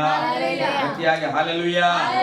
ಹಾಗಾದ್ರೆ ನಾನು ಹೇಳ್ತೇನೆ, ಈ ಲೂಕನ ಬರೆದ ಸುವಾರ್ತೆಯಲ್ಲಿ ಹೇಳ್ತಾ ಇದೆ, ತಂದೆಯಾದಂತ ದೇವರ ಒಬ್ಬನೇ ಮಗನು ಯೇಸು ಸ್ವಾಮಿ ಆ ರೊಟ್ಟಿಯನ್ನ ಮುರಿದು ಕೊಡುವಾಗ ಇದು ನಿಮಗಾಗಿ ಕೊಡತಕ್ಕಂತ ನನ್ನ ದೇಹ. ಹಲ್ಲೆಲೂಯಾ. ನನಗೆ ಅನ್ಸಿದ್ದು ಏನ್ ಗೊತ್ತಾ, ಆ ಇಸ್ರಾಯೇಲರು ದೇವದೂತರು ತಿನ್ನ ಆಹಾರ ತಿಂದ್ರು, ನಾವು ದೇವರನ್ನೇ ತಿಂತಾ ಇದ್ವಿ. ಅರ್ಥ ಆಗಿಲ್ಲ ಅನ್ಸ್ತು. ಹಲ್ಲೆಲೂಯಾ. ದೇವದೂತರು ತಿನ್ನೋ ಆಹಾರವನ್ನು ತಿಂದ್ರು ಅವರು. ಅದಕ್ಕೆ ನಾವು ಹೇಳ್ತೇವೆ, ಅವರು ಬಹಳ ದೇವರ ಮನ್ನವನ್ನ ತಿಂದರು. ಆದ್ರೆ ಅಡವೆಯಲ್ಲಿ ಏನಾದ್ರು ಸತ್ಬೋದು. ವಚನ ಹೇಳ್ತದ, ಮನ್ನ ನಿಮ್ಮ ಪೂರ್ವಿಕರು ಮಾಡಿದಂತೆ ನೀವು ಮಾಡಬೇಡ್ರಿ. ಅವರು ದೇವರ ದೂತರ ಅಂದ್ರೆ ದೇವಲೋಕದಿಂದ ಬಂದಂತ ಮನ್ನವನ್ನ ತಿಂದರೂ ಕೂಡ ಸತ್ರು. ಯಾಕೆ ಸತ್ತು? ಅದನ್ನು ತಿಂದ್ರು ಕೂಡ ಗುಣಗುಟ್ಟಿದ್ವು. ಇವತ್ತು ನಾನು ಹೇಳ್ತೇನೆ, ಹಾಗಾದ್ರೆ ಇವತ್ತು ನಾನು ನೀವು ಕೃಪೆಯ ಕಾಲದಲ್ಲಿ ದೇವದೂತರೇ ತಿನ್ನದೇ ಇರತಕ್ಕಂತ ದೇವಕುಮಾರನ ಮಾಂಸವನ್ನ ನಾನು ನೀವು ತಿಂತಾ ಇದ್ದೇವೆ. ಹಲ್ಲೆಲೂಯಾ. ಇಸ್ರಾಯೇಲರಿಗಿಂತ ಶ್ರೇಷ್ಠರಾದ ಒಂದು ಆಹಾರವನ್ನ, ದೇವದೂತರೇ ಮುಟ್ಟದಕ್ಕೆ ಆಗದೆ ಇರತಕ್ಕಂಥ ಆಹಾರವನ್ನ ನಾನು ನೀನು ಸೇವಿಸ್ತಾ ಇದ್ದೇವೆ. ಹಲ್ಲೆಲೂಯಾ. ವಚನ ಹೇಳ್ತದೆ, ಅದಕ್ಕೆ ನಿಮಗೆ ನನ್ನ ದೇಹವನ್ನ ರಕ್ತವನ್ನ ನಾನು ಕೊಡ್ತಾ ಇದ್ದೇನೆ. ಹಾಗಾದ್ರೆ ನಾನು ಹೇಳ್ತೇನೆ, ಕರ್ತನ ಮೇಜಿಗಾಗಿ ನಾವು ಸಿದ್ಧವಾಗಿದ್ದೇವೆ. ಹಲ್ಲೆಲೂಯಾ. ಕರ್ತನ ಮೇಜನ್ನ ಎಷ್ಟು ಮಟ್ಟಿಗೆ ನೀವು ಗಂಭೀರವಾಗಿ ತೆಗೆದುಕೊಳ್ತಾ ಇದ್ದೀರಿ. ಈ ಆಹಾರ ನಿನ್ನ ಮನೆಯಲ್ಲಿ ಇರತಕ್ಕಂಥ ಆಹಾರಕ್ಕಿಂತ ಉನ್ನತವಾದದ್ದು. ಹಲ್ಲೆಲೂಯಾ. ದ್ರಾಕ್ಷರಸ ಕೊಡ್ತಾರ, ಯಾವುದೋ ಒಂದು ಇಷ್ಟಗಳ ರೊಟ್ಟಿ ಕೊಡ್ತಾರ, ಅದೇನ್ರಿ ಈ ಗಂಟ್ಲಿಂದ ಒಳಗೂ ಹೋಗಲ್ಲ. ಹಲ್ಲೆಲೂಯಾ. ಹೋಗಲ್ಲ, ನಿಜ. ಹಲ್ಲೆಲೂಯಾ. ಆದ್ರೆ ಆ ಆಹಾರವನ್ನ ದೇವದೂತರು ಕೂಡ ಸೇವಿಸಕ್ಕಾಗಿಲ್ಲ. ಅಂತ ಪರಿಶುದ್ಧವಾದ ಕರ್ತನ ದೇಹವನ್ನ ನನಗಾಗಿ ನಿನಗಾಗಿ ದೇವರು ಕೊಡ್ತಾ ಇದ್ದಾನೆ. ಇಸ್ರಾಯೇಲರ ಹಾಗೆ ನಾವು ಇರಬಾರ್ದು. ಹಲ್ಲೆಲೂಯಾ. ಆ ಆಹಾರವನ್ನು ನಾವು ಎಷ್ಟು ಮಾನಿಸ್ತೇವೋ ಅಷ್ಟು ನಮಗೆ ಆಶೀರ್ವಾದಗಳು ಉಂಟು. ಹಲ್ಲೆಲೂಯಾ. ಗಟ್ಟಿಯಾಗಿ ಹಲ್ಲೆಲೂಯಾ. ಪರಿಪೂರ್ಣತೆ ವಿಶ್ವಾಸ ಅಂದ್ರೆ ಆ ಇಸ್ರಾಯೇಲರು ಏನ್ ಮಾಡಿದ್ರು, ಆ ರೊಟ್ಟಿಯನ್ನ ಮುರಿದು ಕೊಟ್ಟರು. ಶಿಷ್ಯರಿಗೆ ಅವ್ರು ಏನ್ ಮಾಡಿದ್ರು, ತೆಗೆದುಕೊಂಡು. ಯಾರಾದ್ರೂ ಪ್ರಶ್ನೆ ಮಾಡಿದ್ರ, ಎಲ್ಲಿ ಸ್ವಾಮಿ ನಿನ್ ದೇಹ ಇಲ್ಲದ ಅಂತ ಕೇಳಿದ್ರ? ಇಲ್ಲ, ಅವ್ರು ಏನೋ ಹೇಳ್ತಾ ಇದ್ದಾನಂತ ತೆಗೆದುಕೊಂಡು ತಿಂದ್ರು. ಹಲ್ಲೆಲೂಯಾ. ಶಿಲುಬೆಯನ್ನ ಏರಿದ ಮೇಲೆ ಅವ್ರಿಗೆ ಅರ್ಥ ಆಗ್ತದೆ ಆ ಒಂದು ಘಟನೆಯ, ಆ ಒಂದು ರೊಟ್ಟಿಯ ರೂಪ, ಅದರ ಅರ್ಥ ಏನೆಂಬುದಾಗಿ. ಶಿಲುಬೆಯನ್ನ ಏರಿ ಆತನ ಪ್ರಾಣ ಕೊಟ್ಟು ಪುನರುತ್ಥಾನ ಆಗಿ ಬಂದ ಮೇಲೆ ಅವ್ರಿಗೆ ಗೊತ್ತಾಗ್ತದೆ ಈ ಸಂಗತಿ ಯಾವುದು ಎಂಬುದಾಗಿ. ಹಲ್ಲೆಲೂಯಾ. ಹಲ್ಲೆಲೂಯಾ. ನಾನು ಹೇಳ್ತೇನೆ, ಇವತ್ತು ಅನೇಕರು ಕರ್ತನ ಮೇಜಿಗೆ ಸಿದ್ಧವಾಗಿದ್ದೀರಿ. ಹಾಗಾದ್ರೆ 2024ರಲ್ಲಿ ಒಂದು 12 ದಿನ ತಗೊಂಡಿರ್ಬೋದು, ಹೆಚ್ಚಾಗಿ ತೆಗೆದುಕೊಂಡಿರ್ಬೋದು, ದೇವರಿಗೆ ಸ್ತೋತ್ರ. ಆದ್ರೆ ಈಗ ನೀವು ತೆಗೆದುಕೊಳ್ಳುವಾಗ ಆಹಾರದ ಬಗ್ಗೆ ಘನತೆಯನ್ನು ತಿಳ್ಕೊಳ್ಬೇಕು. ಅದು ದೇವದೂತರಿಗೂ ಕೂಡ ಸಿಕ್ಕಿಲ್ಲ. ಹಲ್ಲೆಲೂಯಾ. ಯೆಶಾಯನು ಬಯಸ್ತಾ ಇದ್ದನು, ಬರ್ತಾನೆ ನಮಗಾಗಿ ನಮಗಾಗಿ ನಮಗಾಗಿ. ದಾವೀದ ಬರ್ತಾ ಇದ್ದಾನೆ ನಮಗಾಗಿ. ಅವರೆಲ್ಲರೂ ಕಾದುಕೊಂಡಿದ್ದಾರೆ, ಆದ್ರೆ ಯೇಸು ಸ್ವಾಮಿ ಬಂದಿಲ್ಲ. ಆದ್ರೆ ಈಗ ನಮ್ಮ ಕಾಲದಲ್ಲಿ ಯೇಸು ಸ್ವಾಮಿ ಬಂದು ಆತ ನಮಗಾಗಿ ನಿಮಗಾಗಿ ಪ್ರಾಣವನ್ನು ಕೊಟ್ಟು ರಕ್ತವನ್ನು ಸುರಿಸಿ ತನ್ನ ಪರಿಶುದ್ಧವಾದ ದೇಹವನ್ನ ರಕ್ತವನ್ನ ತಿಂದು ಕುಡಿದು ನೀವೇನಾದ್ರಿ ಪರಲೋಕ ರಾಜ್ಯವನ್ನು ಸೇರ್ರಿ ಅಂತ ಕೊಟ್ಟನ. ಹಲ್ಲೆಲೂಯಾ. ಕೆಲವರಿಗೆ ದೀಕ್ಷಾ ಸ್ಥಾನ ತಗೊಂಡ್ರಿ ಅಂದ್ರೆ ಏನಂತವ, ಇನ್ನ 2 ವರ್ಷ ಬಿಟ್ಟು ತಗೋತು. ಹಲ್ಲೆಲೂಯಾ. ಹಲ್ಲೆಲೂಯಾ. ಯಾಕಂದ್ರೆ ದೀಕ್ಷಾ ತಗೊಂಡ್ಬಿಟ್ರೆ ಅದು ತಿನ್ಬಾರ್ದೇನು, ಅಲ್ಲಿ ನೀವು ಹೋಗ್ಬಾರ್ದೇನು. ಹಲ್ಲೆಲೂಯಾ. ಮಹೋನ್ನತವಾದ ಕಾರ್ಯ, ಪರಲೋಕ ರಾಜ್ಯಕ್ಕೆ ಹೋಗೋದದ ಇದು. ಇದಕ್ಕಿಂತ ಇದು ಬಿಟ್ಟು ಮತ್ತೆಲ್ಲ ಹೋಗ್ತಿ. ಪಕ್ಕದಲ್ಲಿ ಕೈ ಕೊಟ್ಟ ಹೇಳ್ರಿ, ಸಂತೋಷ ಪಡ್ರಿ. ಹೋಗ್ತಾ ಇದೆ ಸಂತೋಷ ಸ್ವಲ್ಪ ಕಡಿಮೆ ಆಗ್ತದೆ, ಅದಕ್ಕೆ ಸಂತೋಷ ಪಡ್ರಿ. ಹಲ್ಲೆಲೂಯಾ. ದೇವರ ರಾಜ್ಯಕ್ಕಿಂತ ಉನ್ನತವಾದ ಸ್ಥಾನ ಯಾವ್ದು? ಪರಲೋಕಕ್ಕಿಂತಲೂ ಕೂಡ ಸೌಂದರ್ಯವಾದ ಲೋಕ ಯಾವುದುಂಟು? ಪರಲೋಕಕ್ಕಿಂತಲೂ ಕೂಡ ಸಮಾಧಾನ ಇರತಕ್ಕಂಥ ದೇಶ ಯಾವುದು, ಪ್ರಾಂತ ಯಾವುದು? ಹಾಗಾದ್ರೆ ಯೇಸು ಸ್ವಾಮಿ ಅಲ್ಲಿಗೆ ಕರ್ಕೊಂಡು ಹೋಗುವುದಕ್ಕಾಗಿ ತನ್ನ ದೇಹವನ್ನ ರಕ್ತವನ್ನು ನಿಮಗಾಗಿ ಕೊಡ್ಲಿಕ್ಕೆ ಸಿದ್ಧವಾಗಿರುವಾಗ ಅದನ್ನು ತಗೊಳ್ಳಕ್ಕೆ ಈ ವರ್ಷ ಬೇಡ ಸರ್, ನೆಕ್ಸ್ಟ್ ವರ್ಷ ತಗೋತೀನಿ ಸರ್, ಮದುವೆ ಟೈಮಿಗೆ ತಗೋತೀನಿ ಸರ್. ಅಲ್ಲೆಲುಯ್ಯ. ಕೆಲವರು ಮೊಮ್ಮಕ್ಕಳಾದ್ರೂ ಕೂಡ ತಗೊಳ್ಳಲ್ಲ. ಅಲ್ಲೆಲುಯ್ಯ. ಒಬ್ರು ಇದ್ರು, ಅವರದಲ್ಲಿ ಹೆಸರು ಹೇಳಲ್ಲ ನಾನು, ಒಬ್ರು ಆಂಟಿ ದೀಕ್ಷಾ ಸ್ನಾನ ತೆಗೆದುಕೊಂಡರ, ರಕ್ಷಣೆನ ಹೊಂದರ, ಆದ್ರೆ ಅವರು ಒಂದು ಸಾರಿ ಕೂಡ ಕರ್ತನ ಮೇಲೆ ತೆಗೆದುಕೊಳ್ತಾ ಇದ್ದಿಲ್ಲ.